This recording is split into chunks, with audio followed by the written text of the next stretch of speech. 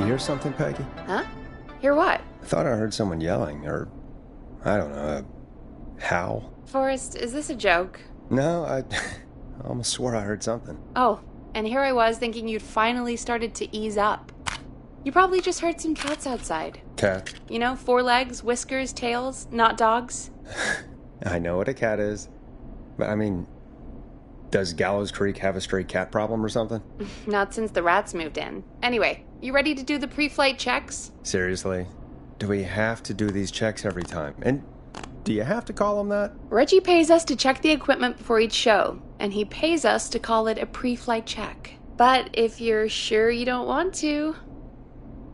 Let's just get started. I know how this goes. Okay, Big Shot. Any technical failures tonight are on your head. Now, let's get the show started. After your introduction, our first segment is Guess That Scream. I thought that was a joke. Nope, and don't blame me for this one. It's Reggie all the way, and he demands we do it tonight. Okay, you're live in 3, 2... 189.16. Good evening, Gallows Creek. This is your host, Forrest Nash, and you're listening to 189.16, The Scream. Before we start taking your calls tonight on Gallows Creek's only late-night phone-in talk show, I need to let you know about a special competition we have for you this evening. Guess That Scream. This is actually one of the station manager's better ideas. Here's how it works. I'm gonna play you a scream, then you call and guess that scream. We need you to guess why they're screaming. Did they stub their toe, saw off a finger, or discover the corpse of a loved one? That's good. Now, Forrest, hit them with the tape. We'll play that scream in just a second. Listen close, and then call in to guess that scream. Peggy, what do you mean play the tape?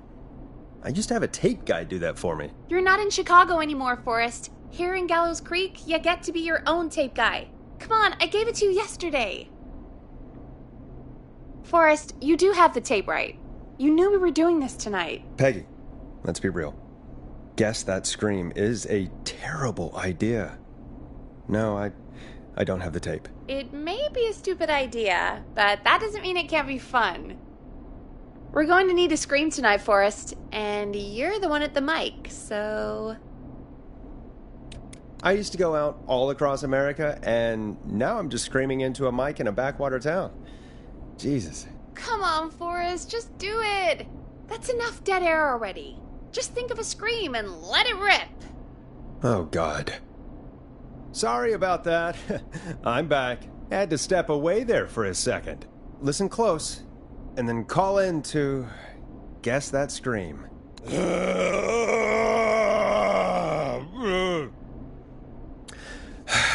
Well, folks, there you have it. Call in with your guesses, and if you get it right, you could win 2 tickets to the amazing Maze and 1 free fried dough. Fried dough? Just call in at 555-239-KFAM with your guess. Now, here's some music while you get dialing. Oh, God, Forrest, that was amazing. Thanks. I can't wait to hear what people think that was. How the hell did I get into this mess? Lighten up, Forrest. That's going to be the highlight of my week.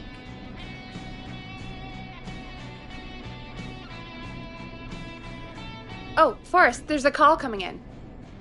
Okay, Forrest, shut the music off. Welcome to 189.16, The Scream. Caller, you're talking to Forrest Nash. What's going on with you tonight? Forrest, thank God I made it through. My name is Leslie Harper. I'm the 911 operator and police dispatcher for Gallows Creek. Welcome to the show, Leslie. Are you calling in to guess that scream? As a 911 operator, I bet you may have an educated guess. What? No! Look, I found a body and I need your help. 911 is calling me to report a body. Interesting setup. All right, I'll bite. What's the punchline then? Forrest, I recognize her voice. I'm pretty sure that actually is our 911 operator. I think this is real. Peggy, I'm not gonna be happy if this is a prank. I don't do prank segments on my shows. It's in my contract. Forrest, I really don't think this is a prank. Leslie, I'll level with you. I find this hard to believe, but I'll hear you out.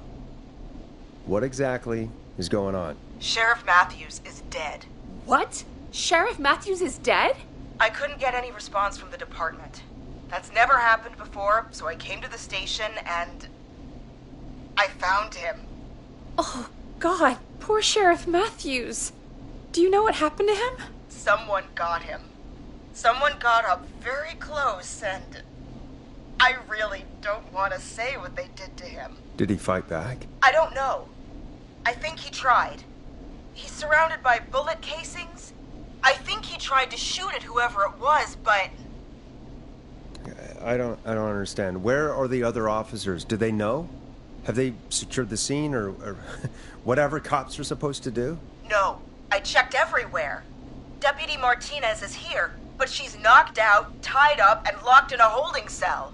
I called you right after I found her. God. Wait. Please don't tell me that this hick town only has 2 cops. Don't be ridiculous. We have 3. But Officer Gunderson is on leave in Cancun. Leslie, do you have any idea who could have done this? Not a clue. I didn't see anything on my way over. Leslie, you need to call over to Henderson or Quiet Ridge. They need to send someone over from their department. I tried, but I can't call anything but local numbers. Something's wrong. I'll have to go there myself. Let them know what's going on and bring help back with me. But if you leave while there's a murderer on the loose, who's gonna man the emergency line? That's why I called. Forrest, I've routed all 911 calls to come in to you.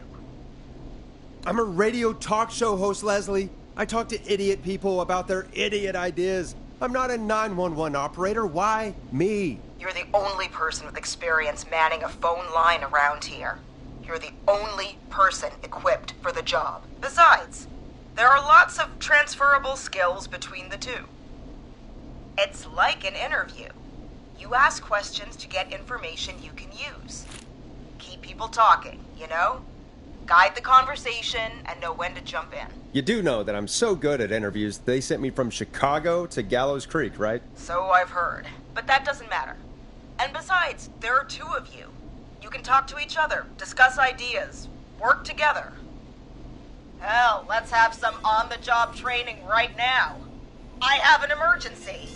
I need to get an unconscious Deputy Martinez out of that holding cell. It looks like whoever attacked her threw the keys into the cell after they locked the door. Is there any way you can reach the keys? No.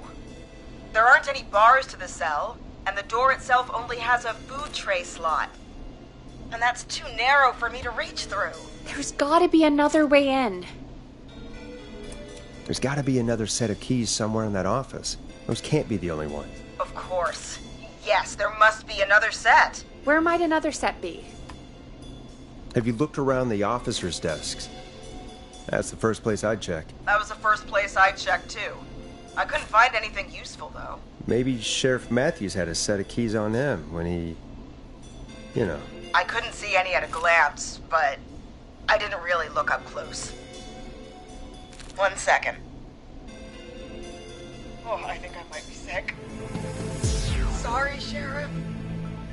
I'm just gonna turn you over and... Oh. Please don't stare at me. Oh, wait. That might be them. I think I got the cell keys. Looks like Sheriff Matthews might have saved his deputy. Do the keys work? They do! Give me a minute to untie Deputy Martinez. I'll be right back. So far, so good, I suppose. How are you feeling, Forrest?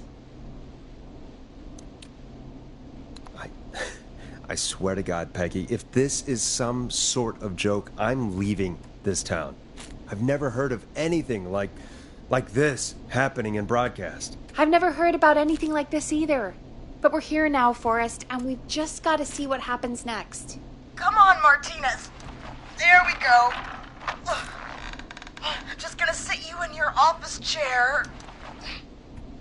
We'll head to my car in a minute. I'm back. Deputy Martinez is still out cold. I'm taking her in the car with me to get help in Henderson. If the killer came back now, Martinez would be a sitting duck. That's a good idea. We don't want to take any risks right now. Thank you, Forrest. You and Peggy just worked together like you did earlier. You can do this. Now I'll be back as soon as What? My car! My car is on fire! What do you mean it's on fire? How the hell? Did it just go up in smoke? What happened? Wait. What? No way. This can't... Well, Forrest, we have big trouble. What's happening? What's that noise? It sounds like whistling? Whistling? It can't be. Oh my god. I can see him, but he's dead, right? Right? But that mask, how the hell is he? Who, Leslie? Who? The Whistling Man! The Whistling Man?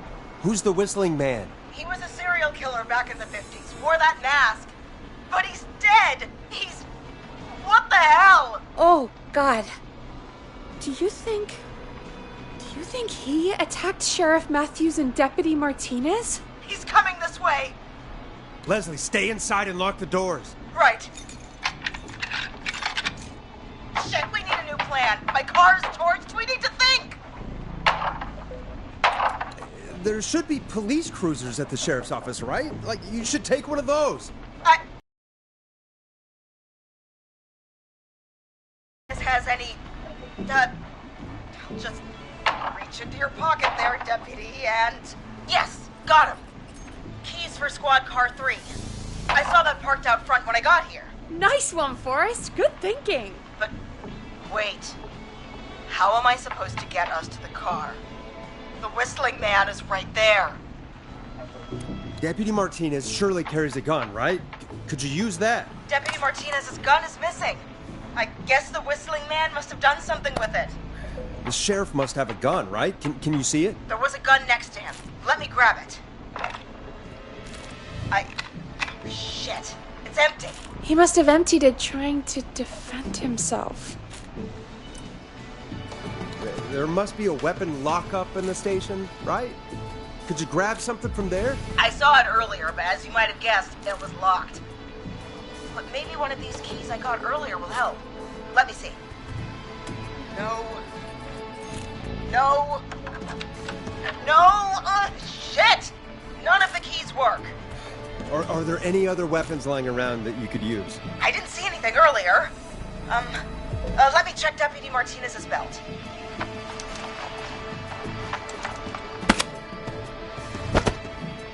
All right. It looks like the Whistling Man left her with a baton, pepper spray, and taser. I can only hold one if I'm carrying Deputy Martinez. Which should I take? I mean, it's gotta be the taser, right? Got it. I'm just going to grab Deputy Martinez and then... Wait. Do you hear that? No, I can't hear anything. Exactly. It's gone quiet. No more knocking. Be careful. I don't like it. Me neither. But it's an opening, and I've got to take it. Okay. Deputy Martinez, if you can hear me, it's time to move. Just lean on me. Yep. There you go. Are you So, here we go. Again, you're hooked into dispatch now, so I should be able to radio you when I reach the car. If I reach it. Speak to you soon. Good luck, Leslie. That's one brave woman. God, I hope she makes it through this. You know, I've got to say, this really wasn't what I expected when I came into work today. Well, they always say you have to be ready for everything in live radio. Oh, I think we've got Leslie back on the line. I'm putting the call through. Hello? Forrest? Peggy? This is Leslie. Are you there? Over. That's a big 10-4 there, good buddy. I'm guessing you made it to the car then? Sorry about the CB chat. Old habit. But yes, we made it to the car. Deputy Martinez is in the passenger seat, still out cold. I don't see the Whistling Man anywhere, and I don't plan to wait for him. So I'm going to get us moving. Jesus! God damn it! Get back! Get away from her! Leslie, what's happening? The whistling! No! Get off her, you son of a bitch! Yeah! Take that! Leslie, drive! Don't worry, Deputy Martinez. We're out of here. Leslie, are you two okay? Did you get away, or... Forrest, that taser? Definitely the right call. Oh my god, I can't believe we escaped. Well done, Leslie. You saved a life. Just another day for you. Oh my god, yeah. But let me tell you, I prefer doing it from your side of the phone. Leslie, how long do you think it's going to take to get help?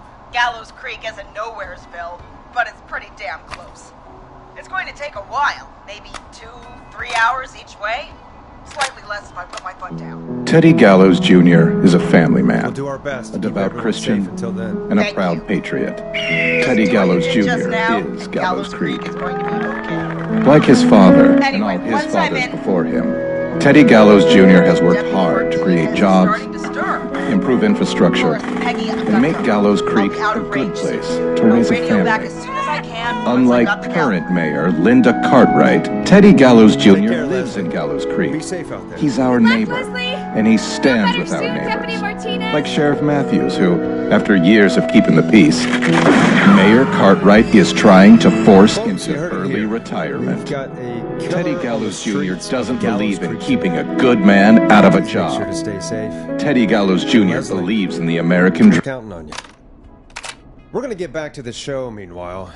If you have anything on your mind or have any information about this Whistling Man character, then give us a call. We'll talk here on 189.16, The Scream. For now, here's another hit record for you all to enjoy.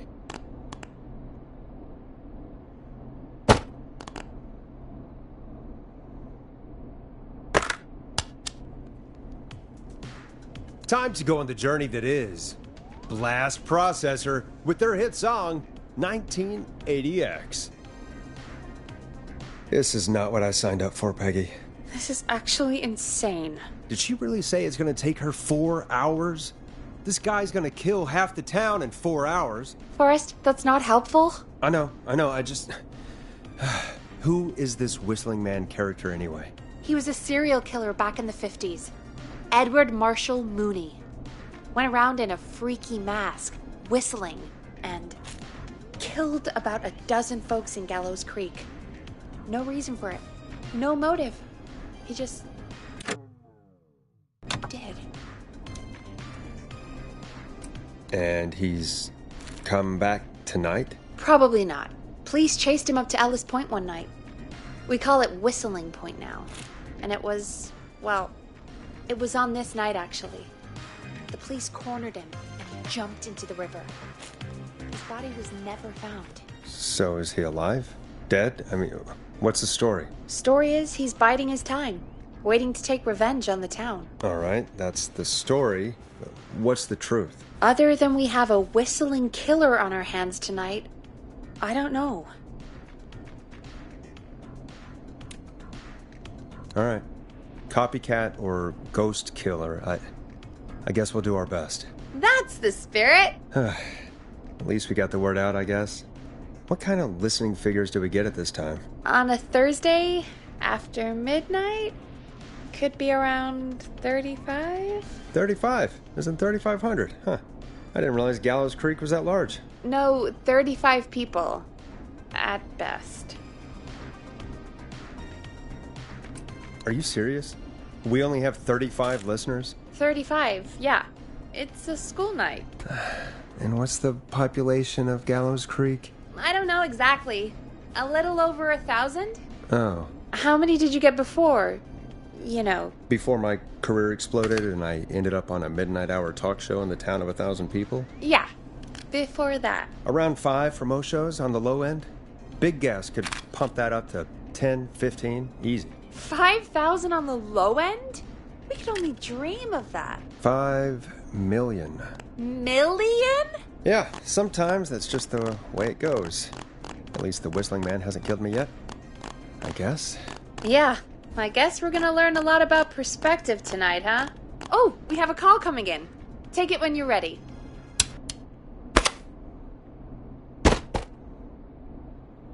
Hello, caller. You're live on 189.16, The Scream. Is everything, all right?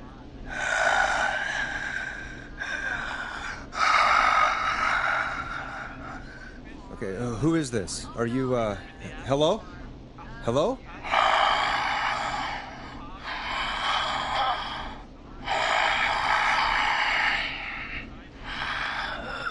Okay, what's your name and why are you calling in?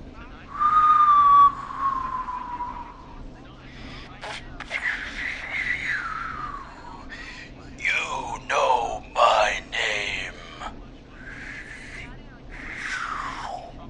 I've come back from the dead to kill again. No one's safe. Do you accept requests? I've got a list of names I'd love to see in the obituaries. Maybe you must make a sacrifice to us. A sacrifice? To us?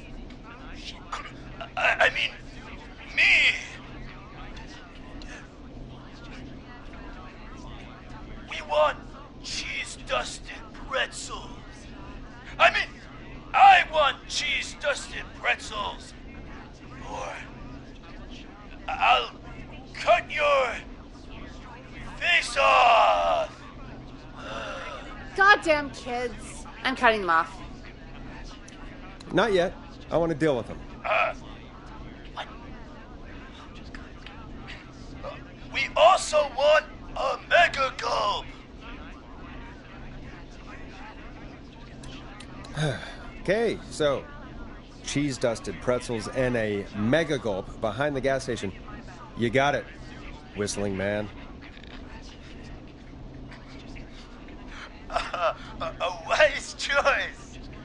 See you soon, Morris Nash. Needless to say, I won't actually be going out to the gas station to buy anything for these kids, and none of you should be going out tonight either. We've got an actual killer out there. Anyway, this next one's dedicated to all of you staying inside with your doors and windows locked.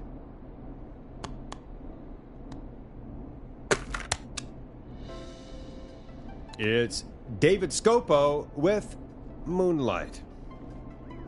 Peggy, the hell was that? Kids pretending to be a killer who right now is stalking the town? It's a thing. A thing? Oh, kids around here.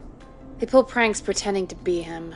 By pretending to be this Whistling Man character? They think it's funny, but it's not. It's not funny at all. And there's no chance that our Whistling Man was just a prank. That Leslie... No, that's real. Christ. Let's stay positive. We still have a show to do. We already have another caller on the line. All right. Let's do this. Hello, caller. You're live on The Scream with me, Forrest Nash. What? I dialed 911. I need the sheriff right away. Okay, right. Well, I'm filling in for 911 tonight. What's your name and what's your trouble? My name is Sandra Sharp, and I need the cops now. I'm sorry, but the cops aren't coming. Leslie's on her way to Henderson for help. What? God. Listen, you've got to help me then. I drove to the edge of town for a jazz run, and now some psycho dressed like the Whistling Man is after me, knife in hand. Oh, God. It's actually happening. I'm sorry, but you really picked a bad night to go out for a run. I know that now, baby. That's why I jazz ran back to my car. But I dropped my keys somewhere along the way. I never locked the door, at least I've got a place to hide, but I can't get moving. Is there anywhere else you can go? Do you have any friends nearby? Well, I'm not going back out there.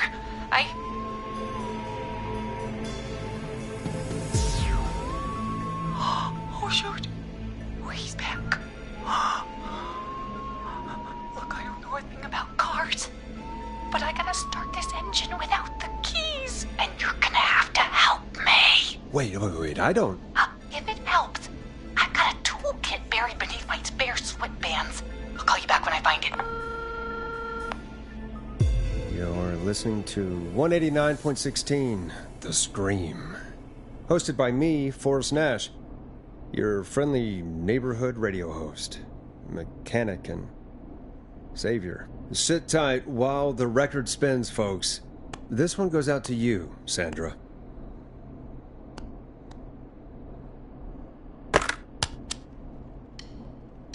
Listen in to this next track from Late Night Lurkers, if you dare.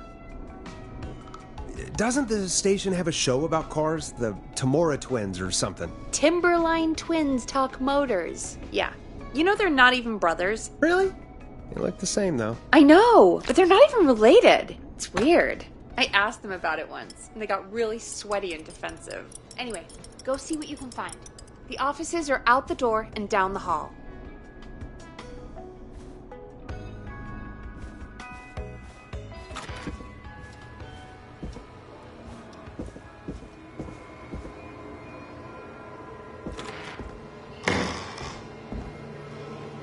This looks useful.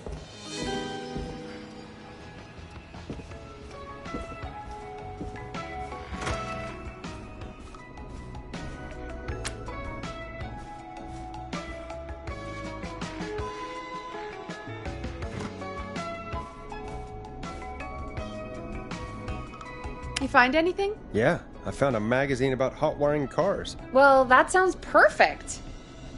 Time to turn the music off. Caller on line 1. Thanks, Peggy. We're back with 189.16, The Scream. How are you holding up, Sandra? The creep's looking through the parking lot trying to find me. But I've got my tools, and I'm ready to get this hunk of junk moving. How do we start this baby? Put the screwdriver in the ignition and twist clockwise. Here goes, baby. Screwdriver's too fat to fit. What next?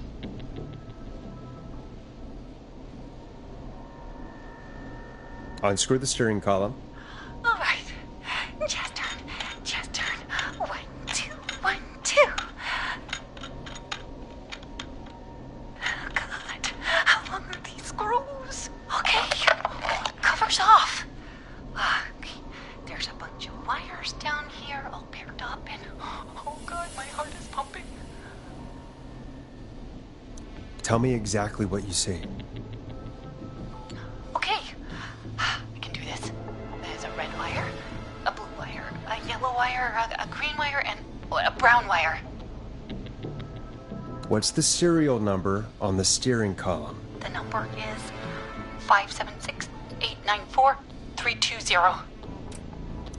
Strip and twist together the red and yellow wires. All right. We take the red and the yellow, and we twist, and we turn. Oh, perfect. I also see pink and purple wire. What next?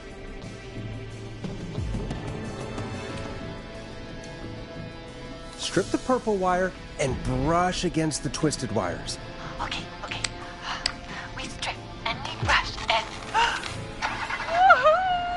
Energize your body. Fantastic work, baby. Anytime you want to come down to the jazz studio, you get in for free. I almost can't believe it, but we did it. Nice work, Forrest. I bet Sandra is positively jazzed that you answered her call. You bet I am, baby.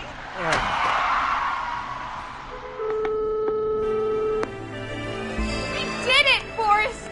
We sure did. Here comes another hit track that we're excited to share with you. And remember, if you're also having car troubles, then tune in to Timberline Twins Talk Motors here on 189.16, Monday to Friday at 5. Take it away, Forrest. I still can't believe this is happening. Right? Like Gallows Creek didn't already have enough to worry about? What do you mean? Gallows Creek is a miserable place to live. Really? Miserable? It's nothing personal, Peggy, but it's not Chicago. Or, hell, it's not really anywhere. Well, I like it here. People are polite and, Stab happy? don't be awful, Forrest. Come on, there must be something you like about this place. I guess some folks have been okay. You're not terrible. After a while. Not terrible after a while? High praise coming from Forrest Nash. You know what I mean, Peggy. I do. It's Forrest Nash for I think you're swell. Anyway, I hope the killer is done for the night, and that Leslie gets back soon. Me too. Can we at least call off that stupid Guess the Scream contest now? Yeah, that'd probably be a good idea.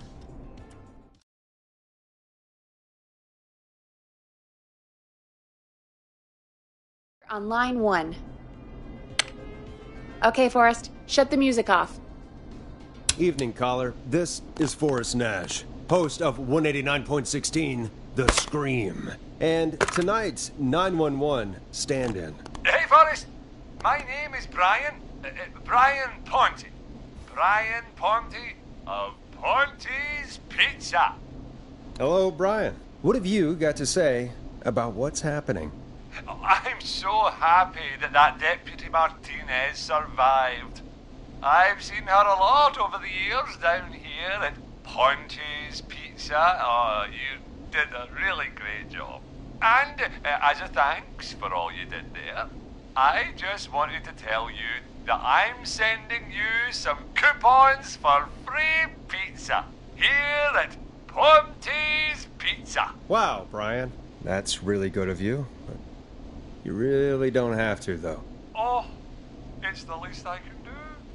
And if you like it, well, you're in luck, because we're always running great deals that'll have you eating for pennies. Sounds great, bro. And let me tell you, the pizza we have is to die for. No. Poor choice of words tonight, I guess. Yeah, that didn't come out great. I'm sorry, Forrest. Well, I just hope I didn't put you or anyone else off coming on down to Ponte's Pizza. We've got a great special this weekend. Our famous beer and pizza deal. Wait a minute. Come on down to Ponte's Pizza this weekend. You've just got to pay for one slice to get yourself. God damn it, you're just calling in to advertise your shop. Peggy, hang up on him. Done. Oh, real quick, before I forget, it's probably time we played a paid ad. Now, a word from our sponsors. You know how to play an ad, right? Sure. Done. Teddy Gallows Jr. is a family man, a devout Christian, and a proud patriot. Teddy Gallows Jr. is Gallows Creek. Like his father and all his fathers before him, Teddy Gallows Jr. has worked hard to create jobs, improve infrastructure, and make Gallows Creek a good place to raise a family. Unlike current mayor Linda Cartwright, Teddy Gallows Jr. lives in Gallows Creek. He's our neighbor, and he stands with our neighbors. Like Sheriff Matthews, who, after years of keeping the peace, Mayor Cartwright is trying to force into early retirement. Teddy Gallows Jr. doesn't believe in keeping a good man out of a job. Teddy Gallows Jr. believes in the American dream. Does Linda Cartwright? Help Teddy Gallows Jr. keep Gallows Creek a good American town. Help him become mayor. Take a swing for Gallows Creek. Vote for Teddy Gallows Jr. My name is Teddy Gallows Jr., and I approve this message. God, what a jackass. 100% grade A asshole. Linda Cartwright isn't super herself, but she's not... Yeah, we don't have any more of those ads to air tonight, do we? No, just the one. Good. I have to ask, though. Take a swing for Gallows Creek? He set the home run record for Gallows Creek High. Of course he's one of those guys. Yep, he played lots of sports back in the day, and he never lets anyone forget it. Right. Let's just get back to the show. Well, folks, hearing that reminds me that every vote matters. That ad really made me want to take a swing at Teddy Gallows. You mean take a swing for Teddy Gallows? Yeah, sure. Let's find out from our next caller who's got their vote. Welcome to The Scream with me, Forrest Nash. Yeah, Leslie. This is Maurice Russell from the Gallows Reporter. I'm at the office. This guy just broke in downstairs and... Wait. Forrest Nash?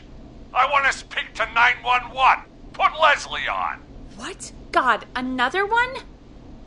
Leslie's driving to Henderson right now. She left me in charge. Why on earth is Leslie...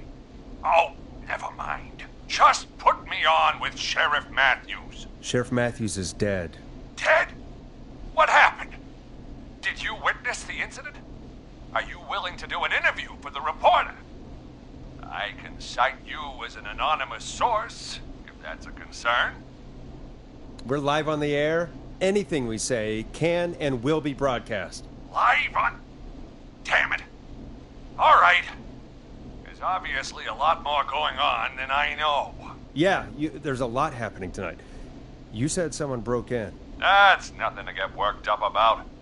Some idiot kid just broke in, dressed as the Whistling Man. Teens. They get worse every year. This punk wasn't even a disappointing twinkle in his daddy's eye when Edward Marshall Mooney stalked the town. But I was there. I covered it. Maurice, I don't know what's going on, but he's back. The Whistling Man is back. Don't be an ass, Nash. Every year this happens. They think it's funny. Not a big deal, old man. But they didn't live through the terror 30 years ago. Anyway, I know for a fact. Edward Marshall Mooney is dead. I don't know who I'm looking at on the security monitor. But if he killed Sheriff Matthews... Where are you now? I'm in the boardroom, upstairs. We got security cameras all around the building. You can watch them on any TV set here. And there's a set in the boardroom. Maurice, is there any way you can get out of there? I sure as shit hope so, kid. But I'm not sure how I'm going to do it. That crash you heard was him tipping over my filing cabinets. He's blocking the stairs. I'm guessing the stairs are the only way out? That's right. And it would take me a good few minutes to move those cabinets. We need to do something. But what? All we can do from here is... Forrest, I think I've got it. Why don't we call the killer? They'd have a bunch of phones set up across the office, right? In different rooms, with different extensions? So we call one of them. Draw the killer away. Buy Maurice time. That could work. Exactly! It's worth a shot. I can hear you, you know. The son of a bitch hasn't killed me yet. Yeah, sorry, Maurice. Peggy and I were just trying to figure out... You realize how stupid that plan sounds, right? For that to be successful, you're gonna need every phone extension. Plus, a plan of the entire office floor. All delivered while the killer is en route. I've got it. And thank God I've always been cool under pressure.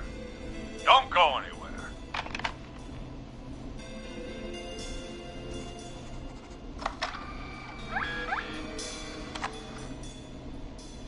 You don't think the killer got him, do you? Mr. Russell. I'm here. Freak's going to be here any second, too. Go check your fax machine. Don't let me down. That was fast. How do you know our fax machine number? KFAM and the Gallows Reporter have a pretty long history. Tell me where the fax machine is again, Peggy? The fax machine's in the office on the other side of the hall. Thanks, Peggy. Be right back. Okay. Go to the office on the other end of the hall. Grab the fax from the machine. Easy.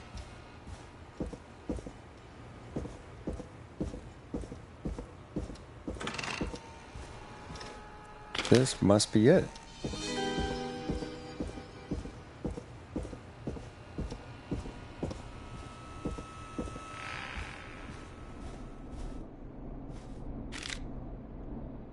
Hey, did you get the fax? Yes, I have. Mr. Russell, you still with us? I am. my fax? Yeah, I got it right here. Good. I knew you could at least manage that. Okay, folks, we're back on the line with Maurice. Let's see if we can help him avoid the Whistling Man. Here's the situation. The Whistling Man searched every room in the hall leading up to the boardroom. And now, he's in the office next door. It's now or never. This plan of yours better work. I'm ready on my end, Forrest. Again, we want to draw the killer away by dialing an extension number, and then move Maurice somewhere safe. So, what extension should I call?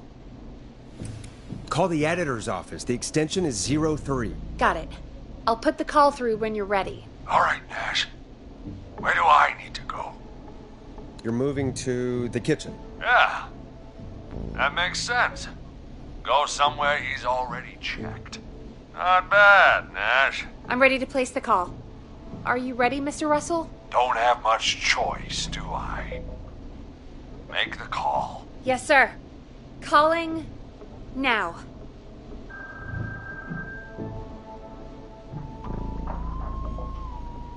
I can't believe it. He's actually heading to my office. It was all Peggy's idea. Credit goes to her. Don't mention it. The coast is clear. I'm shutting off the TV so he won't see me on the security cameras. Then, making my move. I'll call when I get there. Do you think he'll make it okay? I'm sure he'll be fine. But now what do? We gotta find some way for him to get past that barricade. What do you mean? I don't think calling the Whistling Man is gonna buy Maurice enough time to move those cabinets. We gotta think of something else. Yeah. Maybe we could...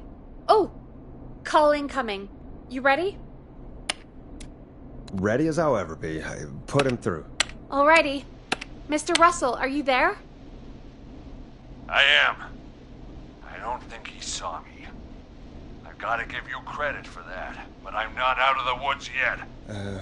Right, let's review where we are. So, the only way out is by the stairs, which the Whistling Man has blocked with furniture. Exactly. I can move the furniture out of the way, but not quickly or quietly. Could you lock him in a room? That'd probably buy you time enough, right? Maybe. But the damn fire regulations say every door in the office has to unlock from the inside. He'd be able to get out just as soon as... Wait, no. I got it. The secret archive through my office, where we keep our most sensitive records. Ooh, a secret archive? Reggie would love that. What have you got back there? Juicy secrets about outer space? Peggy, I don't think now's the time to be playing around like that. You're right. Sorry, Forrest. Kids, we're in the big time now.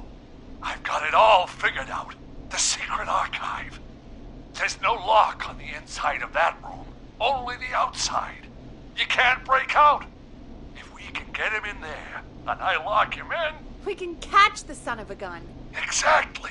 Oh my god. Forrest, we might be able to end the nightmare right here. So should I call the secret archive then? You can't. The archive is a room for secrets, not gossip, so we don't have a phone in there. Oh, we're gonna need to change it up then. Any ideas, Forrest? Maybe we could use a radio. There's no radio in the secret archives. Are there no radios at your offices? I don't have one in my office, but... What is it? Our sports reporter, Hopkins.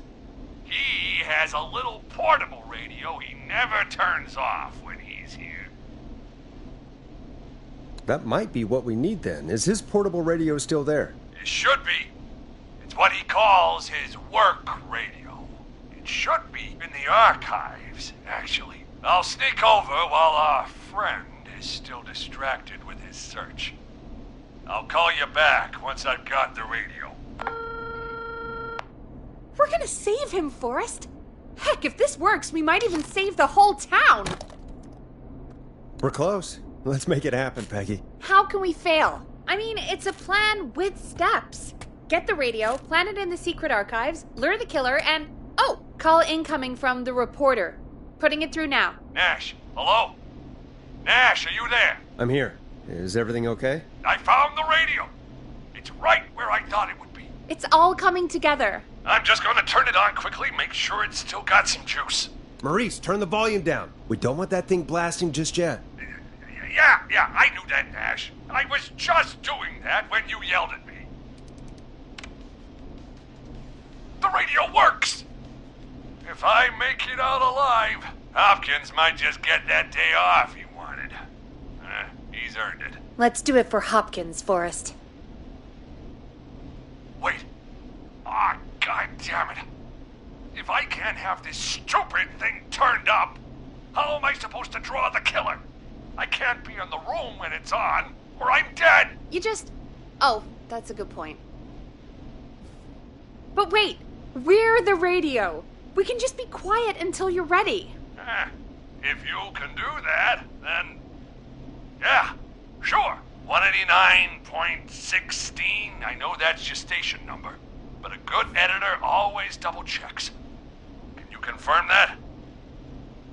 You got it. 189.16. Good. I've got the radio on silent, but I'm tuned in. Now, I just need to get to my office. Sounds like we need to make another call, Forrest. Where should we send the killer? Call the boardroom. The extension is 04. That might work. The boardroom is fairly close to the editor's office, but we haven't seen the killer go there yet. Are you sure? I'm sure. Make the call. Okay, calling the boardroom now.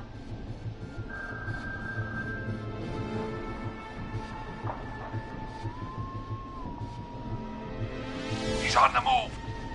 I'll call you guys from my office in a second. Looks like we're almost through this nightmare. Any idea what you'll say to draw the killer in? I'm gonna do my best impersonation of Maurice. I think that'll draw the killer in. What's your Mr. Russell impression? I think I gave that masked freak the slip. What a great plan this is, pal! I'll give you an A for effort. Ooh, call coming in. Here we go. I'm here. The radio's set up in the secret archive. Just give me the signal, and I'll turn it all the way up. Where will you hide in the meantime? Good question. It's under my desk, but you can see under it. I've got a big cabinet, but that'll take me a second to get into. Anywhere else? Not really. There's the secret archive itself, but that's where the killer's going. I could try the cubicles, but they're pretty far away. Your judgment has kept me alive so far, Nash. What do you reckon? Hide in your cabinet. All right. Well, this is it. I'm going to go turn the radio up to full blast now. Don't say anything until I've had time to hide. You got it? We know the plan. You can trust us. Here we go.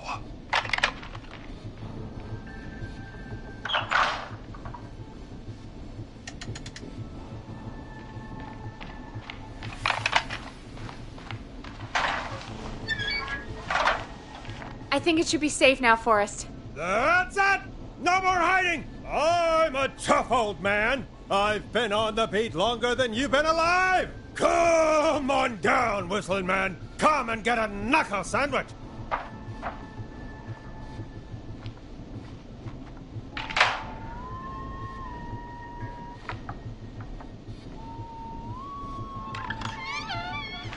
Listeners, this is Forrest Nash of 189.16, The Scream. And if you've just tuned in... See you in hell, kid! We just locked up the Whistling Man. Forrest, you beautiful bastard! I can't believe that actually worked! If I'm being honest, I can't believe it either. Thank God it's over. I'll be off now. Gotta get out of here. Write up a few notes. Call a few friends. I'd feel safer waiting for the cops to come grab this freak with some company. Hey, maybe you and me could do an interview tomorrow for the Gallows Reporter. I'll think about it. Let's see what tomorrow brings. I'll take that as a yes. Talk to you soon. There we are, folks. The Whistling Man is locked up. Let's all take a deep breath. And play some killer tunes.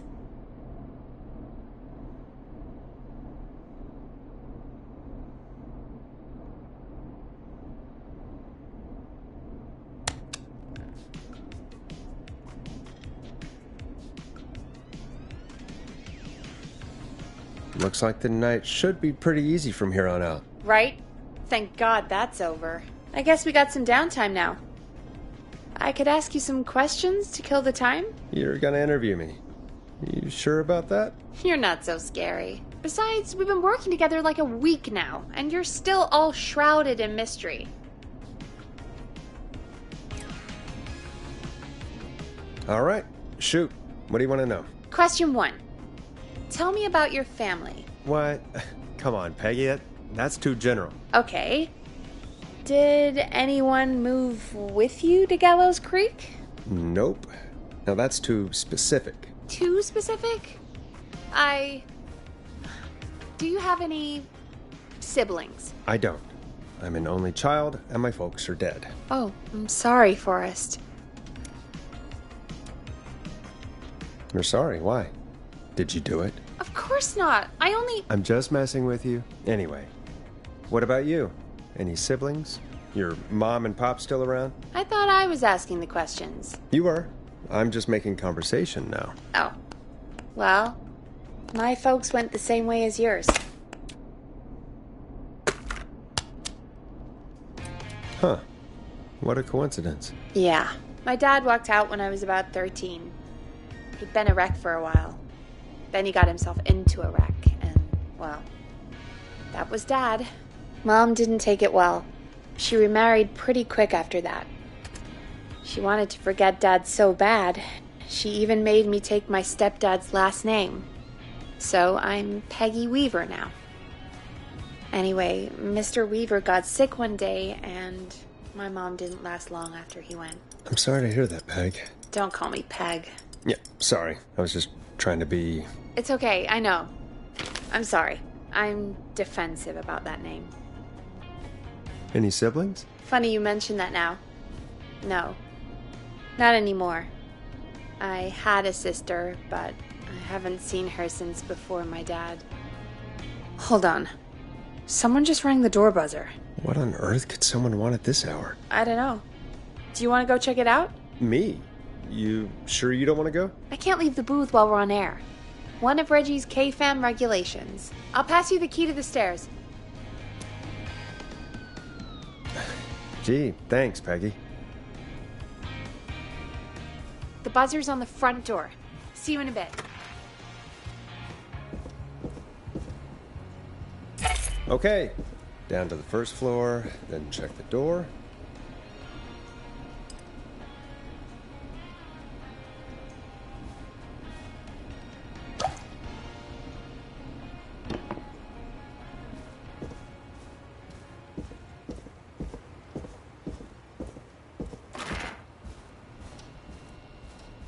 Wow, that was ominous. A tape. Play on air.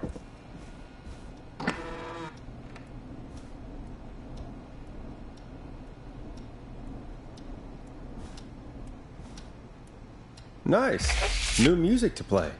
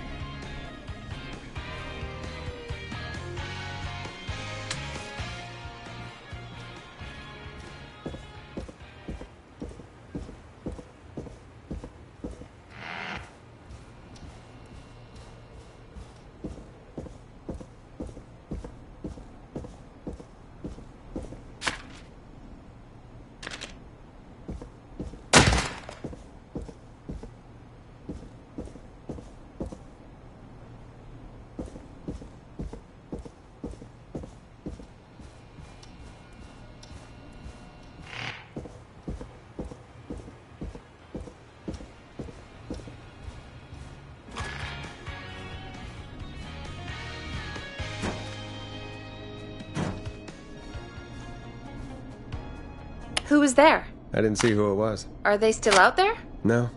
They left as soon as I went down there. They pushed a cassette through the door. It says, "Play me on air." All right. Well, turn the music off and play it. Time to sit there. I will punish you. I'm going to enjoy this. I did not enjoy that. What the hell was that? Oh, Forrest, we're still on air. Say something. That, wasn't the ad tape we meant to play. Sorry, folks. It won't happen again. Maurice locked the killer up. I know.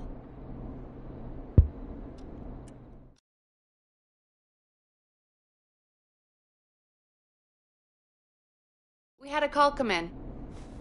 Caller, you're on 189.16, The Scream, with... Ash! Shut up and listen to me! Mr. Russell? What's wrong? Are you okay? I said listen! He's gone! The Whistling Man is gone! So the one who left the cassette, he really did escape. You mean you knew he escaped? And you didn't tell me? We only just found out. We weren't even sure it was him. Mr. Russell, where are you now? What happened? Well, after our call, I cleared the stairs and went home. I phoned some buddies, and we came back here to keep watch. Then what happened? I'm getting to that. We came back here. Door was shut, just as I left it. We had a couple of drinks, and, well, there was a bunch of us, and we were all armed. They thought we could teach the freak a lesson before the cops got him. Did you let him escape? Of course we didn't. I demand you retract that accusation. Damn it, Maurice. Just tell me what happened with this plan of yours. This was not my idea. The guys just grabbed their weapons and unlocked the door. I braced myself and... Then nothing. The room was empty. The door was still locked. How the hell did he get out? Are you sure it was still locked? I'm telling you, it was locked. No way out of there. None. Maybe. I mean, I know it's crazy, but if he's back from the dead, then... Do you think he's some kind of ghost, Peggy? It would explain things. I mean, how do we know he's not? Maloney. There's no way. Whoa, did you say something, Maurice? Baloney. I said baloney. Look, I don't want anything more to do with this. I'm clearing out of Dodge. And I recommend you and everyone listening do the same. He seems really spooked. Wouldn't you be if you got attacked by a serial killer who turned out to be a demonic spirit? He's not a demon, Peggy. Yeah, you're probably right. But what do we do now?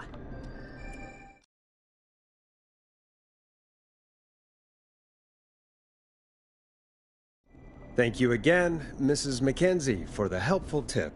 The bagger at the grocery store cannot whistle. We'll remove her from the suspect list. Let's go to a break.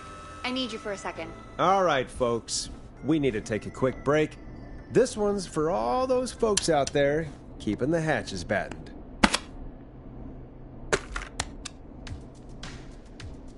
Enjoy this classic by Smooth. It's their hit song, The Word. All right, Peggy, what's up? I pushed a cassette under my door. Go play it.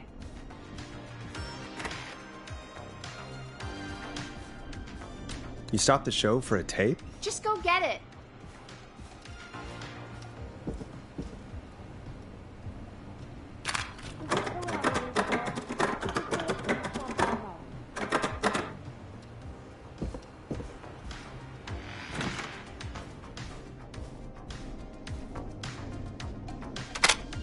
Or try your call again.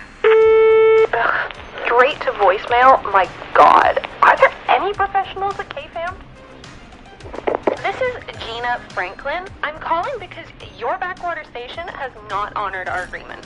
We gave you Mr. Snatcher's newest single, the kind of honor you've never had and probably never will again. And we've still not received any information about when you're fitting it into your busy programming. I'll be frank. I didn't want you as part of this debut, but Mr. Snatcher, due to his prior friendship with Mr. Nash... Prior and current friendship, Gina. Forrest, mate, you alright? Don't worry about Gina, you know how she is. But yeah, can't wait for you to hear the new single, man. I think Final Breath is my best work yet. I really hope you and your listeners like it. And man, if you ever find your way this side of the pond, let me know. We'll have to catch up. If Final Breath isn't played on your airwaves by the end of Mr. Nash's show tonight, the next call will be much less friendly. That was Roddy Snatcher, Forrest. You know, Roddy Snatcher? Yeah, Roddy and I are old friends. I love Roddy. I Will Always Find You was my song. I wish we still had it in rotation. Oh my god, I can't believe you know Roddy Snatcher. And I can't believe you didn't tell me he sent you his new single. We have to play Final Breath. Where is it? I found it earlier, hidden away at reception. Ugh, why didn't Barbara say anything? I mean, well, if that fiasco last Friday about the missing Knife and Easy track is any indication, folks at KFAM aren't against hoarding station music for personal use. I think we're still missing a few tracks, actually. Well, we have it now. Let's put it on.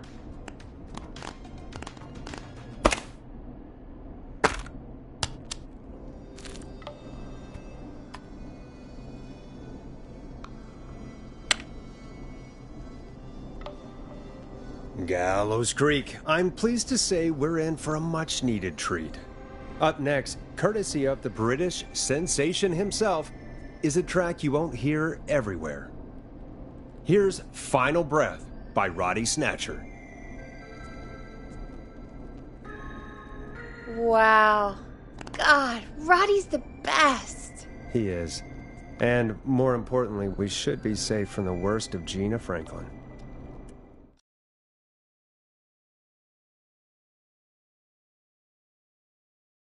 Every time I've seen him live. Peggy, you just talked through the whole song. Oh, whoops. It's okay. I can just play it on loop later. Oh, shoot. I just noticed we have a caller waiting. I really hope it's nothing serious. Evening, caller. This is Forrest Nash, host of 189.16, The Scream. And tonight's 911 stand-in. This is Murphy! Hello, Murphy. What have you got for us tonight? Two things, Forrest. First, happy birthday to my son, Fernando. He's 3 today, and man, being his daddy has changed my life. I've learned how to live, how to laugh, most importantly, how to love. Aw, happy birthday, Fernando. Happy birthday, Fernando. Thanks. And now, my other thing. I'm putting the word out to this so-called killer. You think you're tough, huh? Big man with a big knife, huh? Prove it. Come face me, a true warrior, at the Gallows Waste Disposal Plant. Guess what? This is a bad idea, Murphy. I got all the tapes in Master Robbie's Dojo series. So get ready, Whistling Man. You just let loose the junkyard dog. Oh, no. And there he goes. Ladies and gentlemen, keep your fingers crossed for Murphy as he tries to become our hometown hero. Anyway, we'll be right back after this commercial.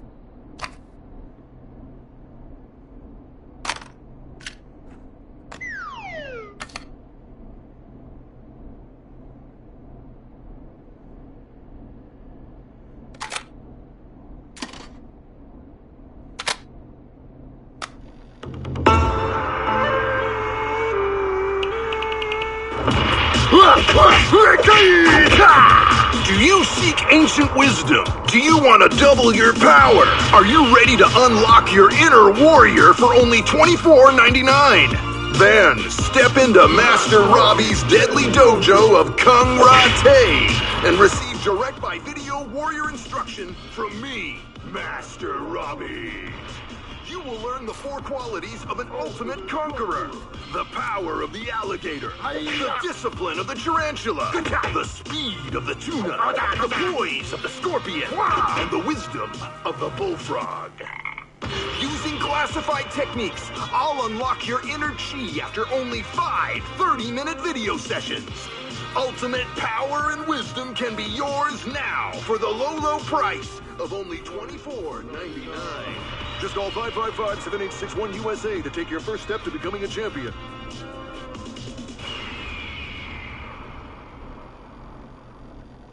Never forget the element of surprise! If you buy today, you'll receive 2 additional VHS tapes. The Tornado Technique and Karate Lovemaking. Call today! Do people really buy this kind of thing? Don't pretend like you're not interested. I mean, I wouldn't buy them, but I might watch them, I guess. Yeah, I bet karate lovemaking sure is something. Is Forrest Nash at a loss for words? Let's just get to the show. Wow, what a deal. Only $24.99. And I'm not just saying that because they're paying for the airtime. Just ask Murphy. But unless they pay us more, then it's time to get the show moving along with our next caller. We got a caller. You know what to do.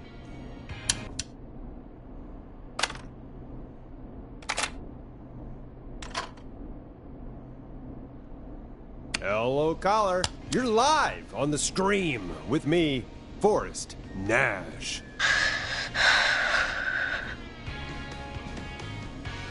Who's there? Who is this?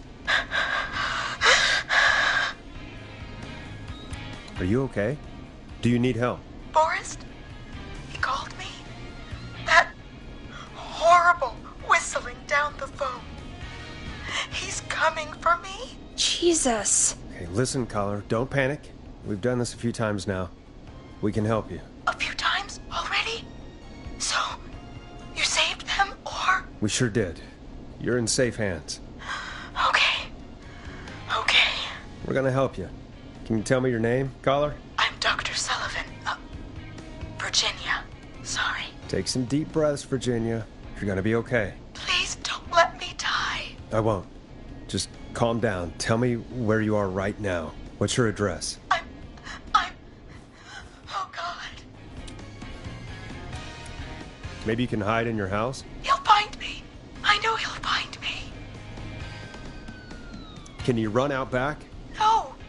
What if he's outside, waiting for me? Oh, God. Is there a neighbor you can call for help? No. Everyone's away tonight. There's just a fraternity down the street. You live by a frat house. Yes, they're having a party. That takeout coming in all night. Lawn covered in beer cans. They're getting wasted. And I'm about to get... Oh, God. Virginia, what's the name of the frat? Oh, God. I can't think. I can't. Any idea what the frat might be, Peggy? If I knew where she was, I might know, but... Wait, the takeout! If we can get takeout to the frat, we can get a message to them to go and help. Virginia, who did they order takeout from? I don't know. Come on, Virginia. Try to remember. I can't do this. Well, folks, seems like our Virginia hung up. While we try to figure out what takeout to order, here's some music for your own midnight snacks. Peggy, what places do takeout in Gallows Creek? Off the top of my head? Well... There's the barbecue place, Grilling Spree, and you can order from Chalupa Cabras. Oh, and of course we have Ponte's Pizza. That's it, I think. All right. We'll call each place and ask who they deliver to tonight. That's not going to work. Takeout client privilege. What? There was a lot of competition back in the day. Things got ugly. It's a long story, but what we can do is this. We figure out where the frat boys order from, call the takeout pretending to be from the frat, place an order, and include a note asking them to call the station. There's no other way, is there? Not that I can see. Well, let's not waste any time then. That's the spirit. You got any suggestions on where to look? Check the offices for anything food-related, and maybe the kitchen downstairs. You'll need a key for that. I'll just slide it under my door now. Thanks, Peggy. God, where to start? What would make me order from somewhere if I were a partying frat boy? We have a food critic, right? Chad or Brad or... I'll just have to look around. Hey, find anything useful? Yes, I have. That's great! Are you ready to get back on the line? Let's make the call. When you're ready, shut the music off. Okay, Forrest, what'll it be? Call Ponte's Pizza. You got it.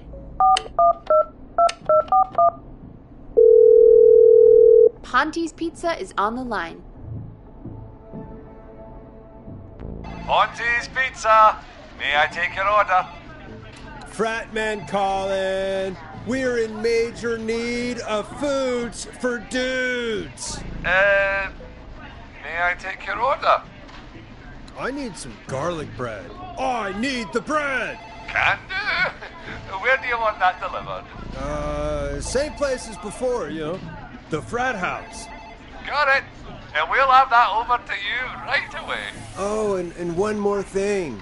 Can you add a note to the order that says to call K-Fam? K-Fam? Oh, consider it done. The folks at K-Fam are huge fans of Ponte's Pizza, you know. I should really call them and let them know. And now we wait. We should put a song on. Agreed. This one goes out to our delivery workers.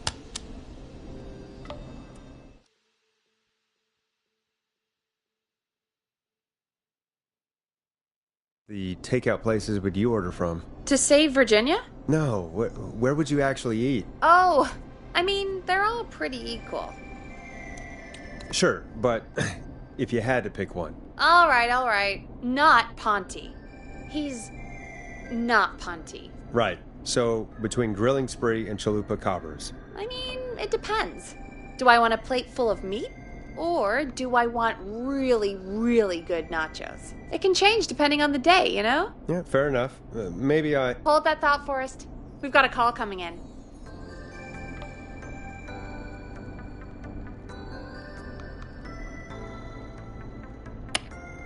Okay, Forrest, shut the music off. Hello, caller. You're live on The Scream with me, Forrest Nash. Hey, this is Fratman Plunker! We got some golden bread and a note to call this number. Yes! Plunker! This is Forrest Nash from 189.16, The Scream. And... Is this Goose? Oh, man. It's totally you, isn't it, Goose? This is such a Goose prank. No, this is Forrest Nash, host of... Sure thing, Goose. Listen, I need you to... Goose, come get beer. Your brother's awaiting for you. I'm not Goose. How can I prove this to you? Oh, let me get a second opinion on this. Norman the Barbarian! What do you think? Great idea. Norman the Barbarian says only the Radio Man can control it. So, play us the flow. Wait, really? What? The flow? Norman the Barbarian demands it. Okay. I'll play the damn song. Oh, shit. Okay, Radio Man. Got my attention. What is it? Thank God. Listen, you've got to get over to your neighbor's house. All of you. Just... Say no more. Plunker's moving the house. Forrest, line 2. Hello. You're live on 189.16, The Scream. Forrest, it's the killer. He's at the door. Grace. Oh my God, it's you, isn't it? God, I didn't talk, I promise. Whoa! The party has arrived. Oh, thank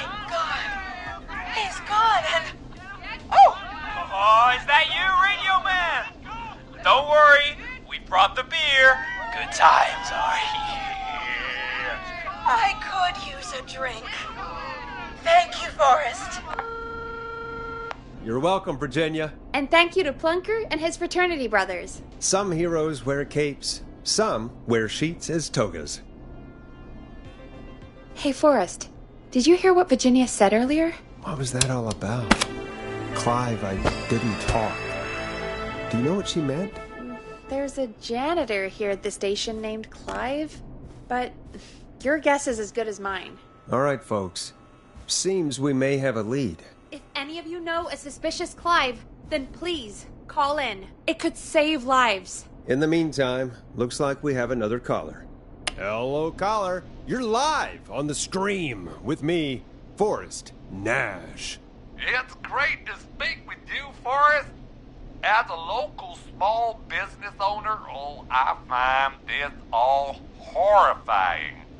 A killer roaming the streets of our fair town? Ooh, terrible. I hear you there. It's a scary time for everyone in Gallows Creek. How are you holding up? You somewhere safe tonight? Yes, Forrest, I am.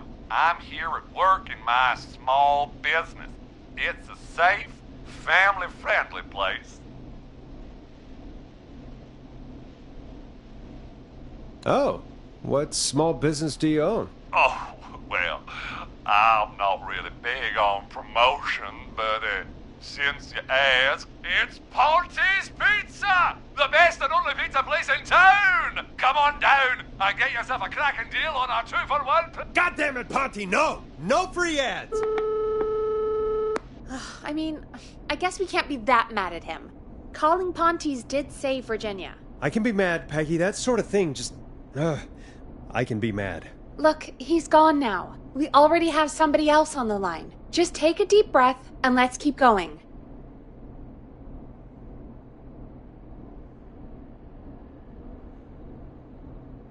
Evening, caller. This is Forrest Nash, host of 189.16, The Scream. And tonight's 911 stand-in. Hi. Hello? Am I on air? Sure are, caller. What's your name? And what have you got for us tonight? Name's Eugene Stein, and I've got a heart full of love, Forrest.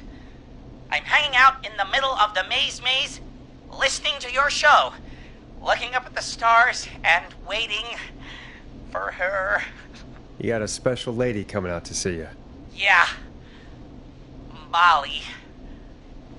We planned to get lost in the maze tonight, to take our first journey together into the love labyrinth. That's why I'm calling, actually. I thought she'd be here an hour ago. And since I've listened all night to how cool you play it, I thought you were the perfect guy to ask. Should I call her up and ask if she's coming, or wait and see? For real, kid? If you've been listening all night, do you really need to ask me? Yes, that's why I'm calling. Bingo. Here's what I was looking for.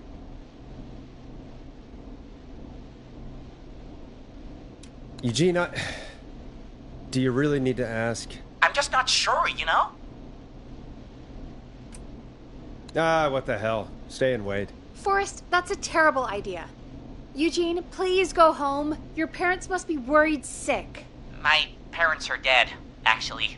But, Oh, jeez. yeah, I guess it's not the night. Hang on. I hear some rustling. I guess she came after all. Molly! I'm in the middle! It'll take a little while to get here, but, thanks again, Forrest. It's been good talking. Wait a second. Molly can't whistle. No, this is supposed to be the best night of my life! Not the worst. Stay calm, Eugene. We'll get you out of this. Carm! I'm about to die a virgin! Listen, Eugene. Breathe. Hide. And call back in a minute. We'll get you out. I'll do it for Molly. But please, hurry. Well, listeners, while Peggy and I deliberate, here's a track for all you lovers out there.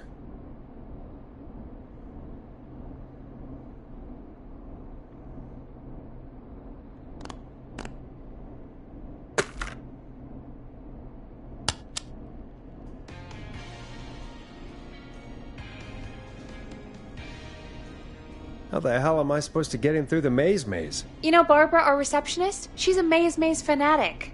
Shame she isn't here. I was supposed to go with her last week, but she changed her mind. Why'd she change her mind? She went with that jerk Brad instead. Does everyone in Gallows Creek go on dates in the maze? A lot of folks do. There's something nice about getting lost, I guess. And besides, there's not much else to do here. Maybe we should call Barbara then, if she's so big on the maze. We could, but I don't actually know her number.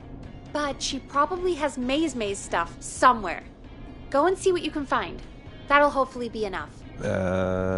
Which one is Barbara again? Barbara! You know, Barbara! Forrest, I've seen you speak to her. Help me out, Peggy. She's the receptionist. Sits at reception, never does any work because she's talking to Brad all day. Ring any bells? Right, yeah. Sorry, I guess it's just the stress of... No excuses. Just go and find something to help us.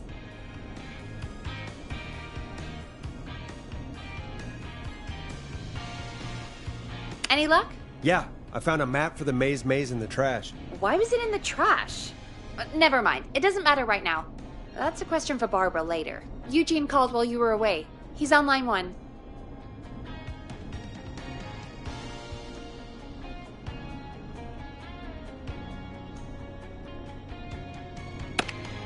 Time to turn the music off.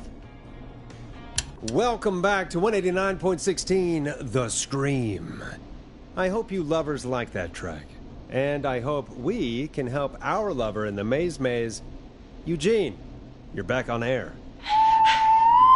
I'm lost, Forrest. I just ran and I don't know where I am. I'm at a crossroad, facing a tractor statue. There are hay bales painted gold on my right. Go left. Okay. I went left, then tried a right. I have a pig statue in front of me and a creepy rocking horse on my left. Go backwards. Oh, God! Why didn't I just invite her over? I'm at a crossroads. There's a pitchfork statue up ahead. Which way? Go left.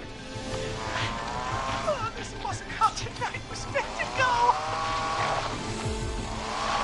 I just wanted some love.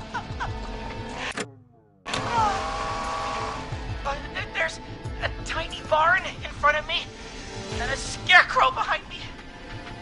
Nothing to my sides. Go right.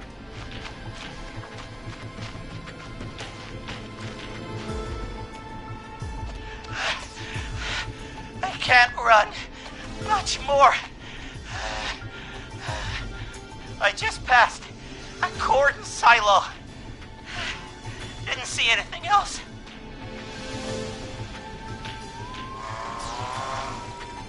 Please. Where do I go? Go right.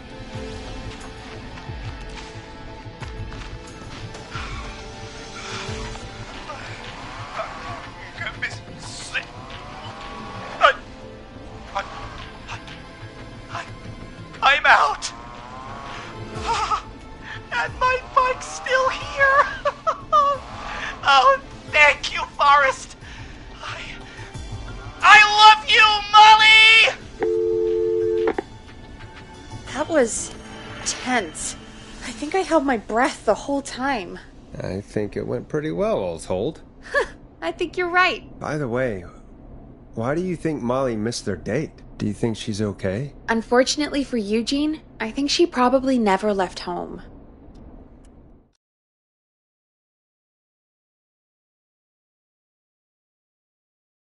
Thank you for calling in, Mr. Walton. We'll make sure to add the town librarian to our list of suspicious Clives. Remember, report a Clive to stay alive. Next caller is up, Forrest, so take it away.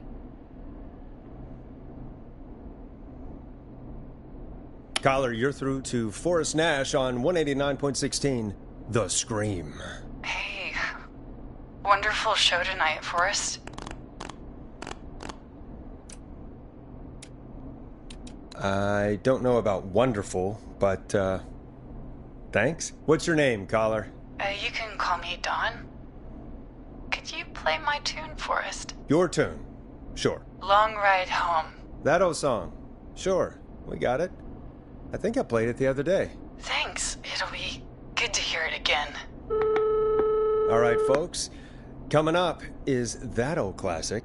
Forrest, I don't think you're gonna find that song. What do you mean? I played it a few nights ago. I know, but, we don't have it anymore. What are you talking about? I threw it away. You threw it in the trash? No, I threw it out the window earlier today. Fair enough.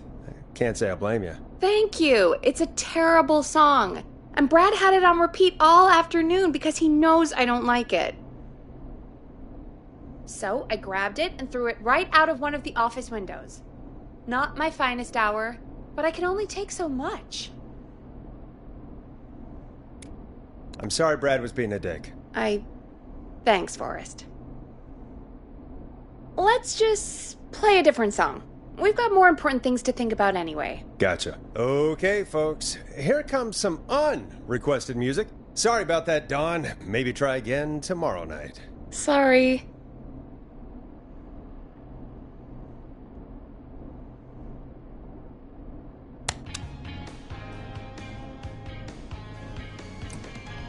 Let Storm Riders take you on a rock and roll ride with the Glam Jam.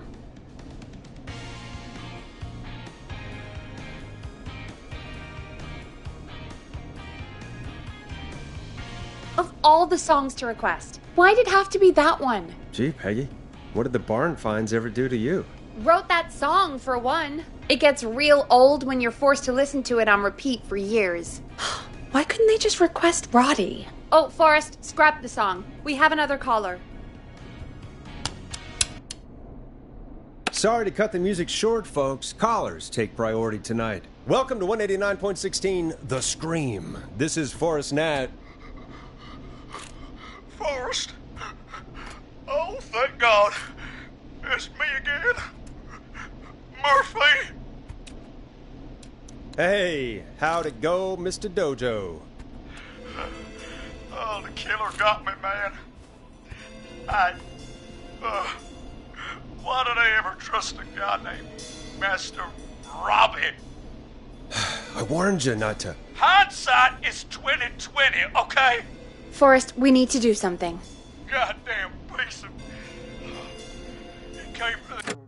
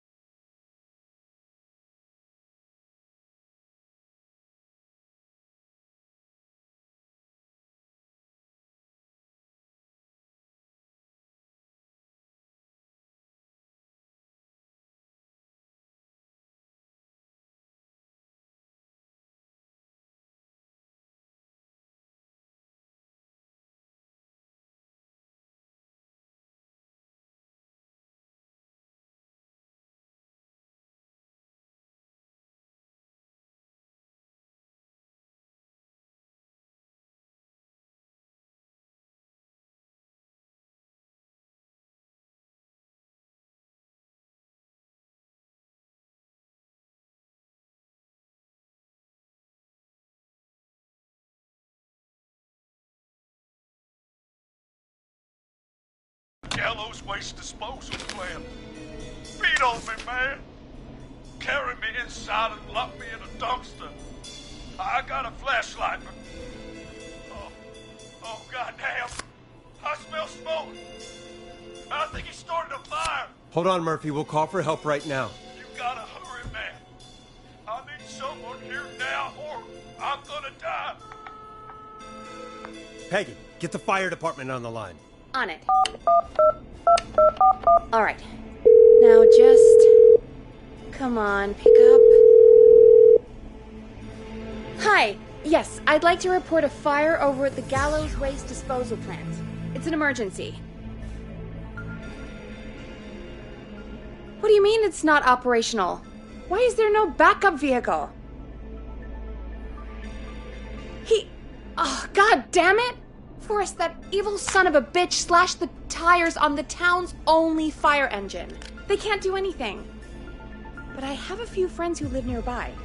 Maybe one of them can save Murphy. Where do they live? My friend Alex lives on the corner of Haddonfield and Romero Street, and Catherine lives on the west end of Myers Lane. And there's Jericho on the east end of Myers Lane.